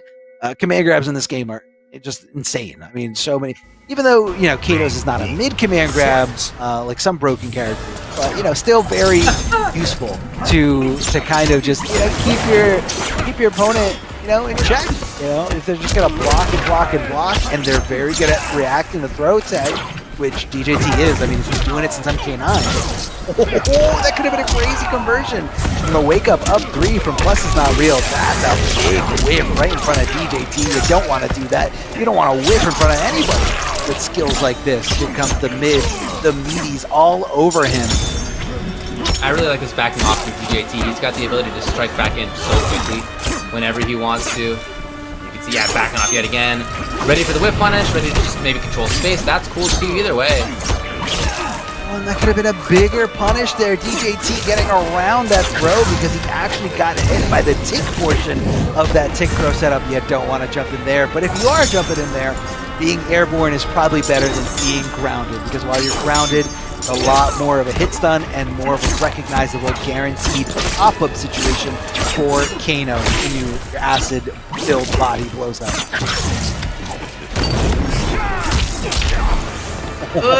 This is again the kind of impatience I think that we saw when Cabal did the full screen no dash, right? Same kind of idea. Well, you know what? I'm gonna give him the benefit of the doubt, just because if it was any other character with not as good of movement or backdash, it would have been a good thing to do, because most people in that scenario back off, they panic, and they let go of block, but DJT was able to wave dash far away so fast that he was able to switch back into defense. Oh man, this guy is running away with this Kano with the command grab, the down 1 acid. DJT, I don't know if you can make this comeback if your opponent is really far away from you. All he needs is one knife throw, and the knife throw recovers so quickly, fast enough to block that perfectly timed jump from DJT. So you gotta think of another approach. I mean, this is Kano knife throw. This thing recovers so quickly. Can he make this 3-0 comeback, hit the overhead, follow up afterwards? DJT fighting back with his invulnerable options.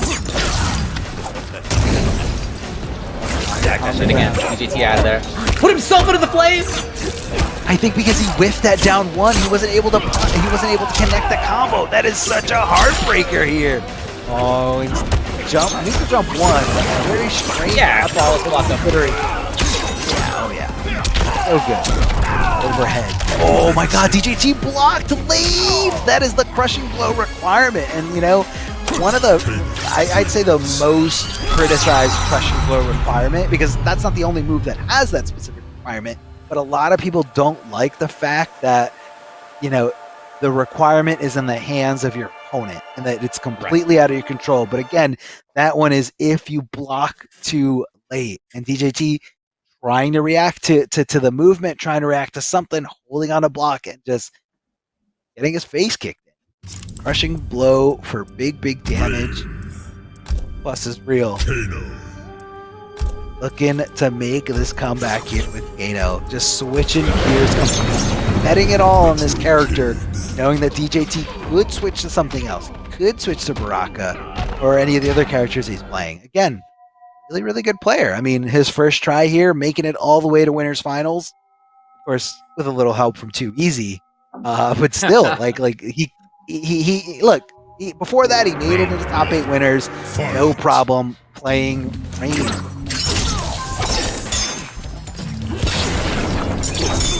The rift that's going to be stopping all projectiles coming his way. That's going to be punished. No, he let go of block. It was a huge punishable situation, and DJT getting a little too impatient. This is not the DJT I'm used to seeing here. Moving forward? Okay, well, it did end up working out. Yeah, the there doesn't last very long. Here. Look at this. Moving in, we had seen so much ranged play, so much mid-screen play, whip punishing type style. Yeah, he backs off just perfectly at that moment. But that pressure, the complete difference in style is why he now is at match point. 1,000,000% in his head, rent-free, knowing exactly where those buttons are coming, where the whip city's coming. Big jumping kick, and of course, gonna go regular follow-up string here. Gets hit with the overhead from Kano. Definitely good overhead. You don't get too much, it's not super fast, but the situation afterwards. Kano will swing in there with that spit string. DJT trying to jump. DJT again getting clipped here. Bum. That overhead. Tries to go for the tip throw, but able to recover before DJT can swing. That's definitely one of the more faster recovering command grabs on whip. Back three, that's going to be a nice mid. Definitely safe on block though. That's going to be plus. And DJT able to backdash away from the down one check. That's got to be a little bit demoralizing here. Gonna throw up that rift, trying to minimize this chip damage anywhere he can. Of course, this Kano doesn't have Molotov equipped. He can only go for fire if he amplifies that acid on it. DJT down to nothing here in this round. Can he make this comeback? You can get him running out of space. Crazy. Look, at least DJT got plus most of the way to the corner. Final round. Fight. See if he continues to chase. The block was there. This time the punish is there. Now breaking away, his plus is not real, but still DJT right back in there. Escape failed as well. Rain has both sides. The rift, throwing up the rift here. Oh, here comes the waves towards him, and DJT again so good at going in, putting himself at negative, but being able to backdash out of there. That's really a big crushing blow. 30%. So much damage. Oh no, this looks like it is curtains for Plus is not real. This is tough. That even Kano forward one doesn't quite have the range and the speed compared to where Rain can be. I mean, and just like that, DJT moves himself into grand finals. You never know where Rain is. He's just able to just kind of move in and out so fluidly there with the wave dashing, back dashing. It just so it complements that mobility so much. And you know, someone who's basing their gameplay around their normals, their footsies, movement is key. Movement is key to finding those scenarios, and that's what we saw there. We saw DJT using that movement, going in and out, and just kind of baiting his opponent to, you know, rely on those buttons, hit those buttons, and punish him for it. Punish him for it before he could block, and that's whip punishing 101. That's what we saw all throughout that set. So DJT found himself in grand finals. Exactly right. Yeah. Again, yeah. DJT. I'm very happy that he has finally joined one of these things. He's going to need to do it at least a couple more times, probably at least one more time, depending on what the results are today. But great to see that he's in here. Not surprised to see that he's doing as well as he is. Oh yeah, man. Top two for DJT first try out here. I mean, that's quite a statement. That's quite a statement. Pretty good. And he can definitely do it. So we want to give a big shout out to and remind everyone about PlayStation 4. The Mortal Kombat 11 Pro competition is presented by PS4 Tournaments, so you can check out the PS4 Tournament Open Series. PS4 tournaments are weekly competitions for all skill levels. You guys can compete against your friends and rivals for unique rewards. You can visit PlayStation 4 Competition Center, the one destination that has Mortal Kombat content that gives you an inside look at how top players play, and you get to see some tips and tricks for players of all skill levels. All you got to do is go to compete.playstation.com, sign in with your PSN ID, and you can see all the tournaments that are available there. Not just Mortal Kombat, not just fighting games, a lot of different gaming genres. So if you're a competitive player, definitely head on over there to see what they got in store for you. A lot of fun to be had in competing. I mean, this is why we're here. We're competitors. We love to compete. we love, you know, that environment. So if you're watching, you love it on some aspect too. So get out there, compete, and more importantly, have fun. I mean, this is what it's all We got a about. fun It's one about coming up having next fun. in loser semifinals between Titanium Tiger and Unfazed Moses. Yes, here's the bracket. Tigers has been up here before. This is somebody who's doing well this year, and no surprise. Again, he's 5th overall in points coming into this thing. Shao Kahn for him all weekend. Whereas for Unfazed Moses, these are his first points of the MKPK. And in doing so, not only top 8, not only 7th, not only 5th, but at least 4th place. So already a great showing, but here he is trying to keep that going, trying to control space, trying to pressure maybe versus Shao Kahn. Round 1. Fight. Here we go. Okay, so we got the air hammer, ground hammer. Yeah, the air hammer I feel like is going to be a complete counter pick to, you know, the low shadow slide from TOP8. Sure. Just going to have an option that's not really going to, you know, most people like to jump in on that and get past it. But of course, that's very, very risky. Great to see the 1-1 right there, rather than letting Tigers just topple over. Slide just outside of range here. And Tiger's definitely okay with that trade, especially with that crushing blow coming right out of there. Doesn't amplify it there, so kind of just able to get away with, you know, scot-free with that scenario. Oh, didn't think he'd extend the string there by canceling. Oh my god, it whiffed! It whiffed! A short hop kick.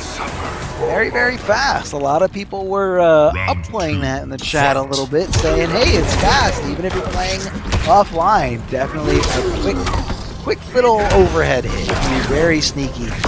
This arsenal of Chao. Throwing spears right over the head, and that's going to be a flawless block. Just to get that extra frame advantage for a little bit more. Jumping over, can he get there in time? He tried for the high, and it's down to crush. Tigers is just gliding into him. Wow. So much damage, nearly 50% in that scenario. That's going to be a punish. Bro, escape there. Backing off. Smart move here from Titanium Tigers. Not sure what that anti-air attempt was. Possibly an input error. Backing off. Just keeping nice and low. Keeping a low profile. Chilling out, but not watching that one. Getting cooked there. Titanium Tigers needs to make something happen as he just gets decimated here by that brutality. Amplified low slide from Noob Saibot, just leaving nothing but a hammer and a pile of blood that used to be known as Shao Kahn. Titanium Tigers has the entire roster at his disposal, at his hand, in his portfolio. But I don't think we're going anywhere else. This man's going back to Shao Kahn. Yeah, he's going back to Shao Kahn. Is a man of his word, okay? Can't fault him on that. He said, man. Yeah, he said, here's his quote. He said, I used only Shao and will be using only Shao for the tourney. Lol. I'm surprised he didn't add the lol's in there. Important part of that statement is the lol. That just speaks to his character, you know, who he is as a player. He's someone who, you know, has fun as, you know, he competes with some of the best players out there. I mean, he's beaten all calibers of players in different tournament settings. Obviously more online than offline, as, you know, geographically it's a little bit harder for Tigers, you know, when offline was a thing, to get out to all these events. But still, everybody knows him as a threat. Really trying to outrange that slide, you can see. And Moses moving up into a range where he can confidently try the zone, try to control space, maybe is a better way to phrase it. Tigers, yeah, there it is, exactly what he's looking for.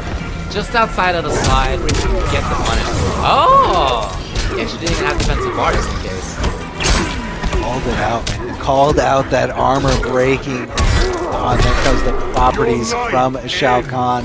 Forward throw to kind of keep the corner positioning here.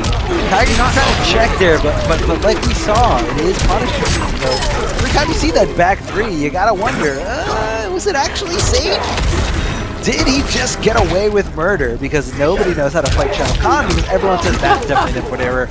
That is definitely an input error that cost them a lot of damage. Nearly cost them the round. Right now, putting him on life support here. Just a few things are gonna. He could whip one stop shot. him He was here. hoping for the rest of the string. It didn't come. But we have a very dangerous Tigers. No, Unfazed Moses is gonna seal that one, shutting it down. Unfazed by the potential upset scenario here. Trade for trade here. Doesn't look like anyone's going to be the victor in that scenario, but that is going to be a clean hit from Titanium Tigers. And he's just kind of backing off here, trying to hopefully catch Unfazed Moses sleeping there at the wheel. Tries to connect that sweep. That sweep is only like -2. So definitely one of the better sweeps in this game. Maybe a little slow. That's a huge punish here. Wasn't able to convert into much else, possibly because of this loadout here. Down 4. Just kind of poking around here. And didn't even go for throw picks, you know, just went for regular throw, a little bit more predictable in the sense of trying to throw tech. You know, you throw tech with the forward throw instead of the back throw, which a lot of people use to give up the corner but get that more closer to guaranteed. Oh God, got so much here. Noob Sidebot hurts in the corner. Yeah, for sure. Big damage available. Time for back one. Oh, the jump! Unfortunate, even that huge man's shoulder whiff. He tries it again. Second time he's broken his armor. This is the second time he's broken his armor in this match. The back throw, not a good spot for Titanium Tigers. Has a life deficit and has no real estate at his disposal, but he does have that fatal blow, so you gotta watch out. Oh yeah, look, this is absolutely still doable for Titanium Tigers if he finds 2 more hits at most, but maybe 1 depending on what it is. Even still. Moses does definitely have stage control. He's got a big life lead. He only needs 1 hit, especially now. Really trying to stay outside of slide range. And dashing, unfortunately, into the ball. I really like what we're seeing out of Unfazed Moses. You know, there was that corner series and a lot of damage out of that. A lot of pressure, a lot of damage out of that. But other than that, for the most part, we've really seen extremely strong space control, stage control, keeping this big beast of a character at the range where he wants him. And even when Tigers has dealt some damage, when he's found situations for himself, some of them have been big risks, like random shoulder that has paid off a couple of times, but obviously a big risk to do. So I think if you're Moses, you might be feeling pretty comfortable right now. You're definitely feeling yourself in this scenario, feeling completely I mean, you know the scenario here. You know what Tigers is willing to do, and what he's willing to do is stay with Shao Kahn. So he's not sweating it. He's not sweating this at all, and just kind of trying to keep, you know, the long game maintained here. You know, you don't want to burn out in this certain scenario. You don't want to overexert yourself, especially if you're in the losers. In this top 4, you got a gauntlet ahead of you. If you're winning your match, you got to keep going, keep going, keep going. Unfazed Moses. Throwing out those clones to try to get that damage on the board, get that damage over Titanium Tigers. Titanium Tigers getting crazy with this throw. Risky stuff, every throw you see, and that's going to be a big whiff punish right in front of him. Tigers not waiting his turn, not waiting for the frame advantage. Oh, he switched. He's got the spear now rather than the shoulder. Moses still, though, controlling in just the same way. Whiff on the back 3. Too far on the grab, and Moses does not let that one skate by. It's match point for him, and he has been in control through this whole match. Fight. This is looking like this is about to be our first actual 3-0 here in this top 8. I mean, again, pure dominance we see from one side to the other. Great attempt to just kind of, you know, shut off that real estate here for Titanium Tigers, throwing them towards the corner, just kind of blocking in and out. Oh God, here comes that spear charge here from Shao Kahn. Versatility of this bar. Now he's got the hammer drop. That's very scary. You know, down to trade, definitely not going to be in Shao Kahn's favor. Oh man. I believe you could also forward dash that setups before that hammer comes down. He's Titanium Tiger's trying to Right jump. now, it's all flip. Moses' build. It's unfazed Moses. Ball, slide, clone, those have all been huge for him. He didn't have to block for amplification. He's got it now, but he's literally gonna say here in his belly first. This Tigers. Maybe he started just above the 30% bar. Oh, 33% there. Raw fatal blow. And this whole night, I mean, in this whole top 8, Titanium Tigers has shown us that he is a player that is willing to let that fatal blow ride. I mean, it's your range, not the best range, pretty good range. And if you can kind of max out that range, a lot of times people let that punish opportunity slip by them.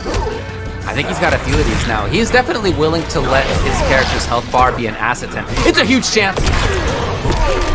Well, got just the grab, but he has this character with 1100 life, and he can afford to tank some damage here and there. A big chance! The crush will come. Looking for the brick, none came. But here's the KB as well. Look at the damage! Oh, 467. Huge damage. I mean, look at the potential here. Titanium Tigers. Oh, Just so close to. That was a situation where typically Tigers had thrown spear. There was no reason to this time. He'd already done the KB. He didn't. That wasn't gonna kill. Right. It was a safety first kind of situation, and Moses got a little impatient, which is rare. He hasn't done that very often, to his credit. But in the end, that's what Tigers was looking for, and Tigers called it correctly. So he at least gets one win up here. You look and see how close he was to getting 3-0. Round number 2, it came down to that fatal blow. And had Moses showed a little bit more composure, a little bit more patience, that most likely would have gotten blocked, full combo punished. It would have been all Moses here. But again, a high-level player, a veteran, if you will, to this scenario, to this situation, can kind of just throw that idea out of their head, that they let the opportunity slip through their fingers.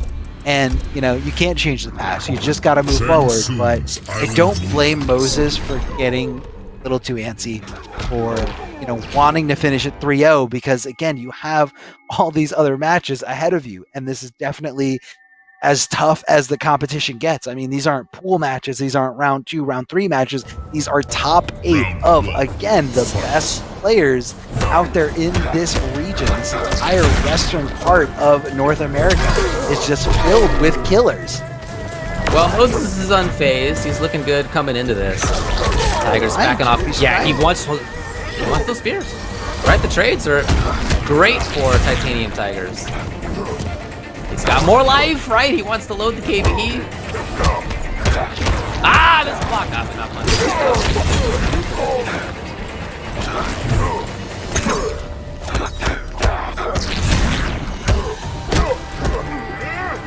Oh, commits to the throw. That's actually a high, so very risky stuff, but a little bit of a mix. Would you put it past Titanium Tigers to just go for the spear in that situation? No. On block, right? You would do that. Sure. Absolutely would in that scenario. So you're just kind of blocking and just hoping that he puts himself in a punishable state.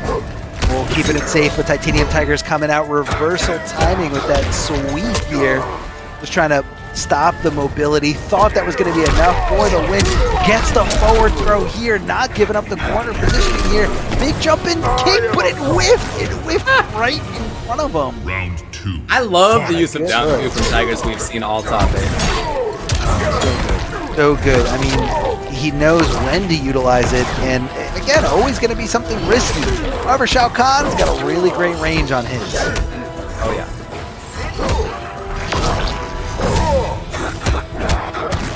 Too far for just the regular punish. How about that?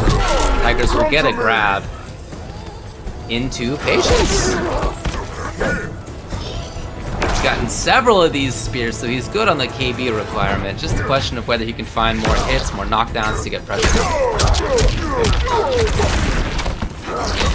Good awareness. And it does look to me like Moses is unfazed. Still ready? Yeah, he's controlling at a great spot. And ready for the protect.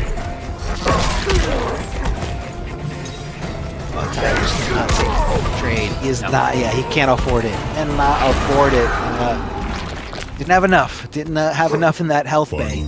And Fight. Tigers finds himself again on the bad side of a match point, but he's 1 round away from tying this up.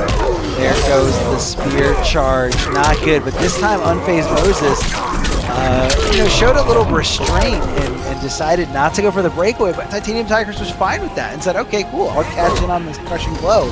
This is final round situation anyway. Spear not in his favor. Moses, but he comes the teleport. Lots of damage here. Gets the hard to do combo. Spear trying to just close Like a zoning Shao right now. He actually got over. That was so sick. A little hard to time. That was a little low crush action for you. I don't know. Life bar advantage. Even more because he's got 1100. Here's Moses. Whatever he wants. Can he punish? I guess not. Oh, we faked the overhead and just went regular throw. Man, this is down to the wire, down to the wire. Can Moses make this happen? This is it. Oh, doesn't do anything about it. Tries to poke back. Titanium Tigers connecting the hit. Oh, getting the throw here. Grab a couple of times. It is 2-2, and Tigers has been here already in this top 8. Keep in mind how his match versus Wound Cowboy went. It was 1-1. It wasn't a 2-0 situation, but other than that, Tigers had to make a comeback. He had to come back from down 2-1, and he did. He won those 2 in a row, and in part by taking some risks as he is here, but that's just kind of the nature of the character, and he's making it work. Absolutely making it work. And again, Shao Kahn, a character that not really seen in a lot of aspects of high-level play. There are a lot of high-level players that want to play this character. Some loyalists that stayed with the character, but at the end of the day, I feel like a lot of top players are like, you know what? My love for winning outweighs my love for Shao Kahn. So, sorry, Shao Kahn, you're gonna go back up on the shelf because I need to win. I need to win some money. I need to get some points. I need to get to some finales. I mean, we got a lot of things out there. Community run, esports run, and it's a lot of opportunities out there. So big shout outs to everyone watching. Big shout outs to being part of the community and just making this game so much fun in terms of content and entertainment. I hope you guys are having a great time here. Final game of 5 scenario. One of these guys is getting eliminated and sent home a little bit saltier than the other. Oh. Nice range on this. Right. Almost won. The block. Oh no. Not like a book. No, he does not. Red like a book. Red like a book. Red like a book here. Titanium Tiger. That was 2 combos. Big time. 2 combos for almost 800 damage. Fight.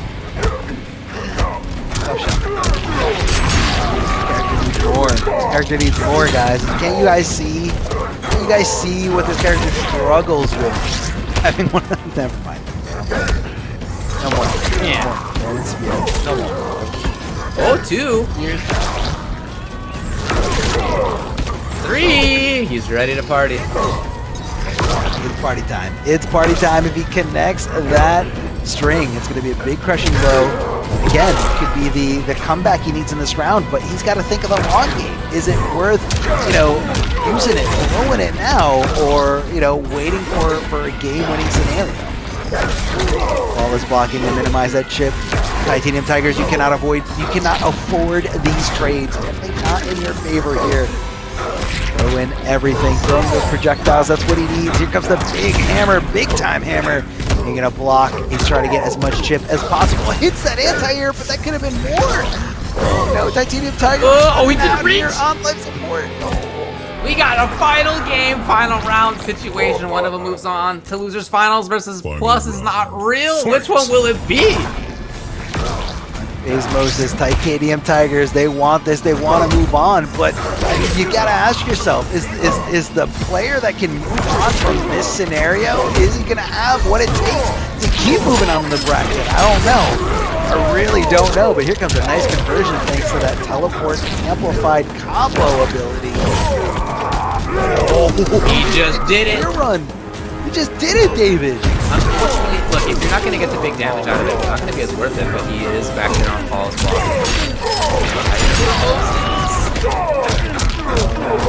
Looking good. Tigers. Situation for Moses is far away. He's got the spacing he wants. He's got a little bit of a life lead. Tigers is still there. Tigers needs 2 hits. Honestly, only Moses needs 1 if it's the right one. He just walks from way downtown. Life lead now, Tigers. It'll blow from either player. Yeah, Moses just let it rock. I mean, why not? Risk reward. He flawless locked up 2. Moses got no beater. Wait, go back 1!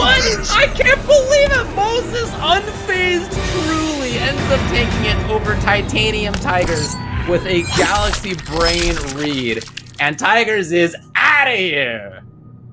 Big brain As it here. is gonna Goes with be those unfazed Moses going on to losers finals to play versus Plus is not real.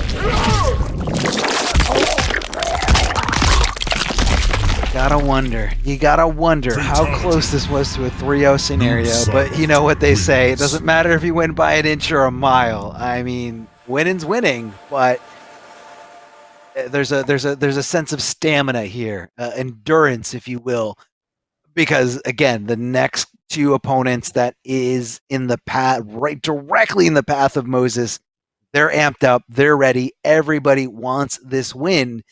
And, you know, if you just came out of a grueling set like that, how much do you still have left in the tank? How much can you dig in? Clutch scenario after clutch scenario. So there's no way. Are you asking about unfazed Moses? Are you asking about unfazed? That's true. Well, we'll see. That's true. That's true. I think he's phased. I mean, I feel like at some point, you know, every gas tank gets on E, and you know, everything has gotta come to an end. Unfortunately, that is a rule of this world. And another rule of this world is that you should represent your region, represent your community, represent the game that you love. Guys, hit up Amazon.com/Mortal Kombat. And like I say every time, this slide does not do the merch justice. There's a lot of different options out there. Not only Scorpion, Melina, Sub-Zero, you got Raiden shirts, and a bunch of other characters. And the only way to find out is if you head on over there and see all the merch you got. They got hoodies, they got long sleeve shirts, tank tops, and not only just shirts and clothing, but they also have some figures. If you guys love collecting things or just having something nice in the background of your stream, definitely check out Amazon.com/Mortal Kombat. It definitely helps support the scene, helps support this production here. Just giving a little bit of love to what we do here. We hope you guys are enjoying this. And if you are enjoying this, which again, if you love Mortal Kombat 11, you're definitely enjoying this because this is some high quality matches. Don't go anywhere. We're going to take a quick break, but I promise we'll be right back. Sit there. Hello and welcome back. This is Mortal Kombat 11 Pro Competition North America on the West Coast. My name is Darth Arman. I'm joined again here by Ultra David. We're here to bring you the top 3. We're going to be jumping into the losers finals here of this set. And the winner of this set is going to be moving on to grand finals where they're going to be facing DJT. That's right. You heard me right. It's 2021 and DJT is in grand finals. I mean, OGs of OGs here. Dating all the way back to the MK9 days, he's going to be facing the winner of these 2 young guns. Plus is not real versus Unfazed Moses. Unfazed Moses, who just got done in a grueling, incredible set against Titanium Tigers. A lot of back and forth on the verge of 3-0ing Titanium Tigers. And then just so narrowly escaping a reverse 3-0. Unfazed Moses showing that up until this point, he is remaining unfazed. I don't know how long that's going to last. Ultra David thinks he can go all the way. Ultra David, yeah, I still think that he can make it happen.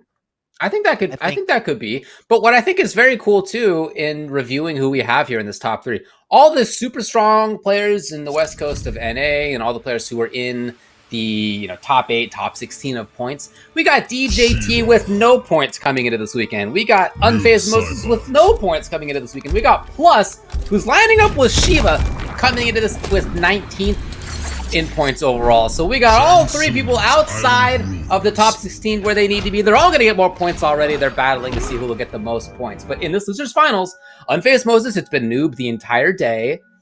Still is. Plus is not real, goes to Shiva. We've seen this before when he made top 8 previously. He tried out Shiva. It didn't work. He ended up switching away. But here he is versus Noob. Losers Finals begins now.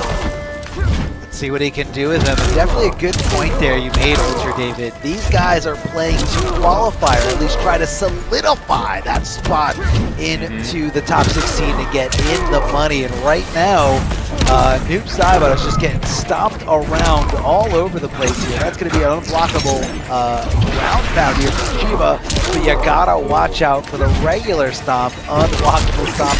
There it is, and he makes you pay. This is what you gotta do. Each time she's doing 100, 150, maximum 3 if she guesses right a few times in a row. If you make her whiff, you have to make it count big time. Oh no! Yeah, no, that is unfortunate there. I think he thought he was going to be closer. Maybe that Shiva's not going to arc the stomp to the left or the right. Jumping is definitely not what you want to do, but he was jumping, to his credit, to the idea or the threat that she was going to do the ground stomp, which hits the floor as an unblockable hitbox here. A little bit crazy here. Bodies and just players all over the place, left and right. And you gotta watch out. Shiva is changing the arc on this unblockable stop. Whoa, right in front of her.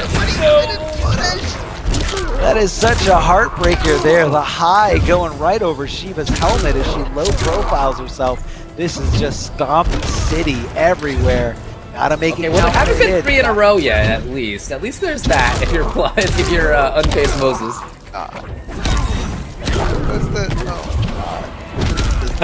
You're supposed to. So and there's finally the piloted far away version. I think that's the first one we've seen. This is definitely like maximizing the stomp. That's the variation, Yes, is it enough? That is enough. What a game by Plus is not real. I feel like he guessed right on 1,000 stomps. Now, when you have the whatever the other one's called, the tremor or whatever, when you have the pilotable version of stomp, like each time you go into the air, you're probably more likely than not to guess right? Like it's a tough situation to deal with as the defender.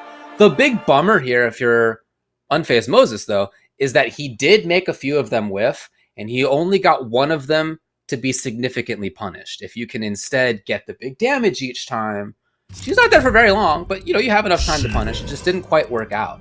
If you can't convince her that it's not worth the life bar to do that, you're gonna have a real hard time. Yeah, I mean, she's gonna keep doing it. If something's unsafe and your opponent is not giving you a reason not to do it, you keep doing it. Just keep doing it. And again, you can see Moses has kind of a plan here. He's switching over to a different character. We're switching over to Sub-Zero. He's going to have the Arctic Trap down here. Let's see how this plays into effect when it comes down to it. He's also going to have access to slide, so that extended mobility is going to get him out of most of the bad situations here. Is he going to do it? No, doesn't decide to slide or Arctic Trap. But look, if you do a slide and you get out of that, okay, fine. Like, you don't get hit, but you're also not punishing her. Yeah, no, you're not, but you're also not getting hit. And I feel like it builds up enough space for there. Oh, and back one is going to be insane punishing this. I mean, it's got such great range. Throws down the Arctic Trap, and I love the choice here from Plus is not real. It says, all right, the Arctic Trap is here, then I'm just not going to stop. Backdash from Sub-Zero, a little bit slow. I mean, definitely not one of the best, but not the worst either. But it looks like that option is going to be tough to deal with if Shiva arcs it to that direction. So it's all about the guessing game here. All about, is she going to not arc it? Is she going to delay it? Is she going to go left? Is she going to go right? So, always got to keep guessing here. Big jump in. Going for a regular low string. And Shiva just extending that pressure, after a lot of backdashes here. Finally, it does work out. phase Moses gets some damage, chooses not to do the amp. He wants the pressure here. I like the idea. Don't give up the space, right? Yes, you could do more damage otherwise. Oh, nice pickup. But you really don't want to let this character go. Try for overhead! We're going to amplify and gut. Sub-Zero bleeding all over the place. The more he moves, the more he bleeds. Good flawless block. Tries to slide to get out of a bad situation. And no, backdash too obvious. Man. I feel like he got hit out of a backdash half a dozen times. A lot. And yeah, I mean, sometimes you guess wrong 1,000 times in a row. I mean, not only backdashing in most of the scenarios, especially that last one there at the end. I mean, he was in the corner, and there was only one way for her to really go. I feel like there's some options that you can do. I know Sub-Zero's back one as some kind of vertical hitbox, but again, that depends on how Shiva's coming down from the stomp. If she has it equipped, which this one definitely does, you're going to be seeing an arc to the left or to the right in almost every situation. Like, very rarely will Shiva just let it rock. Normally, that usually happens in the corner, but for the most part, she's going to be going left or right. And if that backdash comes out, I feel like his guess should either be you go for the forward dash because it's fast, it recovers quickly, you can get a punish, or you go for a slide. Backdash, I don't think should be visited very often. It's not cutting it like this. Slide, you try to get some kind of life lead. Ah, here we go. There's the utility of the Arctic Trap. Forcing the opponent to go the other direction. I'm ready. Let's see what the slide. On E, David, I'm telling you, this man, the tank is empty, and I don't blame him. I mean, the what he just went through is insane. Down 2! Big damage here. Yeah, go for the slide. Get out of dodge. Reset the situation. What a conversion. What a pickup here. Yeah, jumping is not a good idea when that unblockable. Oh, you're in the corner. Yeah, rolled into the corner where you were saying your movement options are constrained. There it is, the slide gets him out of that scenario. Last time it was not good for him. Oh, tries to go for the forward dash here. And again, Shiva can predict this. She can kind of anticipate this and change the art. She's not just doing the same move over and over again. She's got the different options. Yes, it looks like the same move over and over again, but pay attention when she goes a little bit to the left or a little bit to the right. Oh, crushing her. Or when she does it faster or later. Yeah, she's got all sorts of options out of that, that's for sure. I think it was supposed to be a slide, but it was processed on inputs. Oh, man. Finally, Whip Punish comes. Unfazed Moses with the chance. No breakaway, finally, yes, it comes. Oh.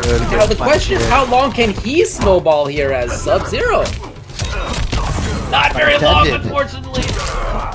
Oh, he should have slid out of there. He should have slid out of there. Of course, she's going to go to the right, and that's going to be chip damage. Plus, it's not real. Moving on in convincing fashion here. Shiva stomping all over the place. And just to add insult to injury, one more stomp for your troubles. Plus, is not real. Moves on to grand finals, where he's going to be facing off against DJT for one last time. But remember, this is a double elimination tournament. So that means since DJT has not lost an entire tournament set so far in today's bracket, he's going to have both of his tournament lives intact. So he's got to lose 2 sets. And DJT only has to win 1 set here. Again, double elimination tournament, 2 lives to every opponent, every competitor here in this scenario. That's a tall order. That is a tall order against someone like DJT, someone who has not fallen into the losers bracket in a very long time. And he's looking crisp, man. I mean, DJT on point as always, super patient. Execution is there. I'd be a little scared. For Plus is not real. Thanks to Astro Gaming for being the headset of the MKPK this year. Check them out, astrogaming.com. Very pretty situation. And look, this is the truth. I've been wearing this headset for the last 6.5 hours, and it's been a lot of fun commentating, but also with other headsets, my ears would hurt because I got glasses on, and they don't. And that's nice. It really is honestly nice to be able to say that. So thanks to Astro Gaming. Check them out at astrogaming.com. So we're moving on to the grand finals. You were just keying it up. Let's take just a quick review of the bracket. We can show you all what happened before we get into that. DJT versus Plus is Not Real is the rematch from winners finals. You know what's funky is DJT's only actually played one match in this top 8 because of how things worked out since Too Easy couldn't end up coming. Rarely you say that. His second match of the day is going to be in grand finals on winner's side. Pretty good situation to be in. Plus, it's not real. Just made it over Unfazed Moses. We saw him beat King Gambler. These are a couple of very strong players. Again, though, you know, Unfazed Moses kind of got kicked to the curb there a little bit. He got stomped out of this thing. But I do want to say that I think it's awesome that this was his first top 8 in the Mortal Kombat Pro competition, and he made it this far in doing so. That is a fantastic result, even if it's not ultimately where he wanted to be in the end. Still, awesome job today. But again, it's going to be grand finals. DJT versus Plus is not real. I'm expecting this to be Rain again. I don't think I would expect any differences. We saw a couple of characters for DJT, of course, last time when it was him versus Plus. We saw, for Plus, we saw Cabal, we saw Kano. Kano had the W. Cabal lost twice. Kano lost once, won once, though. Maybe that's the play here. You go back to the character that you had a little bit more success with. That's true. Yeah, I mean, you're going to go in with some data that you already got, you know, and data that's very new, data that's very fresh. You know, command grabs doing a lot of work. I don't want to say a lot of work for you, but command grabs being very successful. Again, you got to know your player. You got to know your opponent. I'm sorry, all you young guns out there. Sometimes, once in a while, you will get an OG, and you might have to, you know, ask a historian like myself, you know, what did this player play like? Like, some people don't know. Like, some people just might not know. They didn't play Mortal Kombat 9 competitively, but let me tell you, when it comes to defensive play and patience, like, that is key. DJT all the way. Very preserved, very well calculated, and she's just so good. I mean, so good at doing what he does, and that's sitting there waiting in the shadows, waiting behind his block button for that one time that you mess up, that one time you put yourself in a punishable situation, and he makes sure that it hurts. Rain, a little bit different. I don't feel like this character is really his style, outside of maybe just feeling at home with the movement. I feel like the movement is very reminiscent of Mortal Kombat 9 movement. I don't know if I'm just making stuff up, if I'm just like seeing it that way because like I want to see it that way, but it could be that could be what's calling out to DDT in this situation. I thought we were going to see RoboCop, and I was about to lose my mind. But either way, we're going to go here with Kano. Most likely going to see the command grab variation again with you know, the man-handled strings, string extensions, along with the acid, which you can amplify for some nice fire, flame, carpet on the ground in the corner. So yeah, it looks like we have chemical burn, man-handled, and lumbar check. So that is the command grab. For DJT, it looks like we got around the same stuff. That geyser palm going to be key to stopping him in his tracks. Forward 3. Look at how smart he is. That actually punished him. Now, Kano is low profiled after forward 3, so a lot of normals will whiff over him, but throw is not the case. Throw acts as a true mid in that recovery state scenario. We're seeing a lot of how we saw it last time. We're seeing rangy play. We're seeing Plus trying to get in, obviously. DJT in and out, back and forth, but out a lot of the time, and it's hard to know when he's going to be up close. Yeah, back dashing right here. Right back into a little bit of pressure. Plus, yes, Plus wins.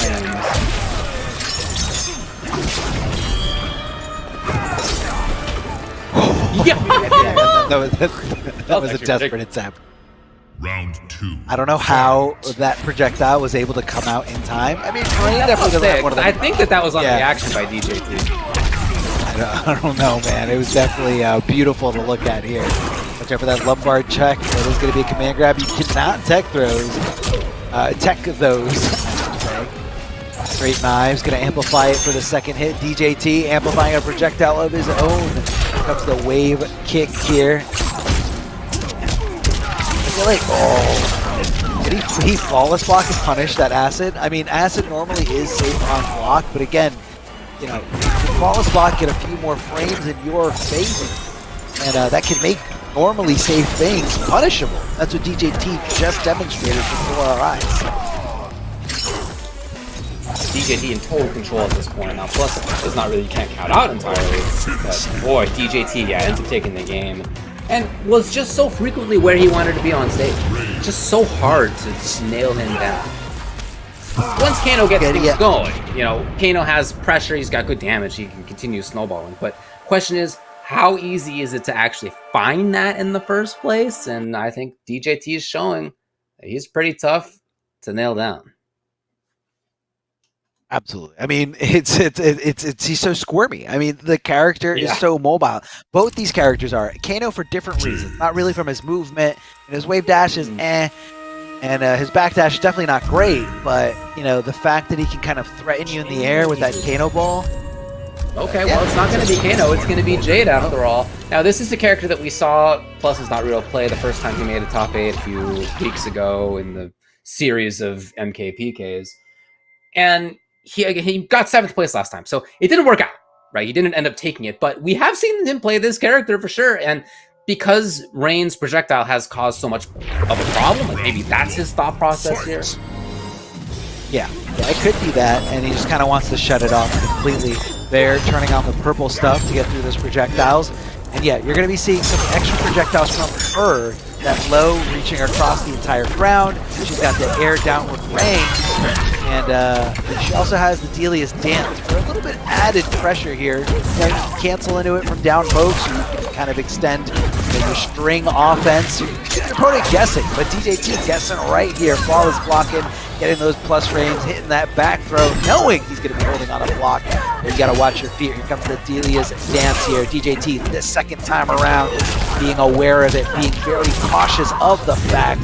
Getting that strange little pickup, and look at that flawless blocking. Textbook punish here from DJT. He is looking incredible here in this scenario. Just like with the match against Kano, he's often where he wants to be. This time he's just more often wanting to be closer, right? And he's able to get there. Willing to do it yet again. Yeah, you know, he just got punished for it the last round, but you know what? Sometimes you gotta refuse to be conditioned. And look, DJT, sometimes the fact that it got punished before is why you should do it again. Did you ever think about that? One more Yomi layer needs. I see. The Rift, I'm actually surprised it stops the Opinion Spark there. DJT might be a little surprised as well, too. Because this matchup specifically just chasing her down. A nice punish. DJT's got a lot of life deficit to come up with. Forces that breakaway to come off. No resources here for Jade on wake up or, you know, on defense here. Ooh, both of them so worried, and it's button into fatal blow for the armor. The classic stuff from Plus Is Not Real. He did it. He definitely did it. Tide getting up. Dude, just let fatal blow rock. That's insane. Fight. It was so risky. He was so willing to take that loss, so willing to go down 2-0, but he does live to see another day. Plus Is Not Real. Looking great right now. Forward throw to possibly go for a little bit of a throw mix situation. Delia's Dance again. Not going to combo from those down pokes as it's programmed in this game. Stay a little tricky. Extend that offense just a little bit. Yeah. Rain's got a lot of different strings. Yeah, and using different parts of them, completing different amounts of them. Right back into the mix. Willing to poke is DJT. A lot of down ones here coming out of him. Oh, God. He just sniffed that out. He sniffed that out and whiffed it out. And that is an easy punish for DJT thanks to that neutral jump 3. I mean, it's kind of one of those, I feel like it wasn't as purposely done to stop that up 3. I think it was just kind of more to stop like movement or not be, or even if they didn't move, that you're still in a good scenario because you're jumping in. But yeah, up 3. Really good jump. Your back's up against anti-air. Oh yeah. Wait, is he gonna go for the mirror match? Is that the solution? I don't know, David. I don't know. I mean, this is a guy that's been playing Rain this whole time. Cabal. I don't know. Gotta be real. Okay. So we saw Cabal in this matchup before. Like you alluded to before, David, early winners finals, Cabal didn't really seem to be cutting it. Again, these nomad dashes coming from downtown, not going to stop a player like DJT. I feel like in this specific build, we have Slight Gas and Hook Grab. There's no real mix element here. There's no low saw, there's no low hook. Obviously those options are pretty unsafe, but again, DJT, a very defensive player, so I feel like sometimes you need that extra little mix element to break through that defense. Oh my god! Yeah, DJT showing what you were just talking about, the fact that he does have fantastic defense. He is willing to block. However, his plus is not real coming in with the Slight Gas. By the way, I'm so happy that I am so often able to say that. Thank you, NRS, for naming that move that day. Okay, up to into the business. Plus is not really getting significant damage out of this. And 2 offensive bar is not bad at all. It combos! That was insane. Especially considering that he did it like in an offensive manner there. Like after he's done swinging his string, he's like, no, I want to keep going. Yeah, go. I know you're gonna swing back here, and I want a combo conversion. So DJT gotta be a little bit more hesitant next time he goes for the reversal timing. Both up 3, dangerous stuff from Cabal, definitely punishable on block. DJT just given no Fs, just down 2 like nothing. Dash barely misses.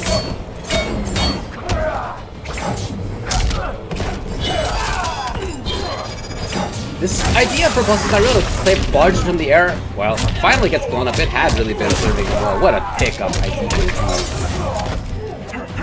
The defensive bar is gone. DJT is still there. His staggers have been incredible throughout this whole set. Punish is ready, and it's match point, tournament point for DJT. Final round. Fight. DJT's looking incredible here, looking to dominate everybody in his path here. A lot of mids coming your way as he's just kind of bullied here in the corner. Again, DJT mixing it up here. Different string timings, different string completions. I mean, the routes, he's just keeping his opponent guessing, and he hasn't been able to get out of here, and he does thanks to some Slight Gas. Thank you, David. And he just gets out of there and able to find the offensive measures for himself. Down 2 out of the sky, not able to convert. Yeah, but at least getting that Buzzy B off of you. DJT back. A little bit of swing control. He does have a fatal blow to contend with now. Yeah, you see him being very cautious. All of a sudden, very few fireballs. Haven't seen one yet since that red bar started buzzing.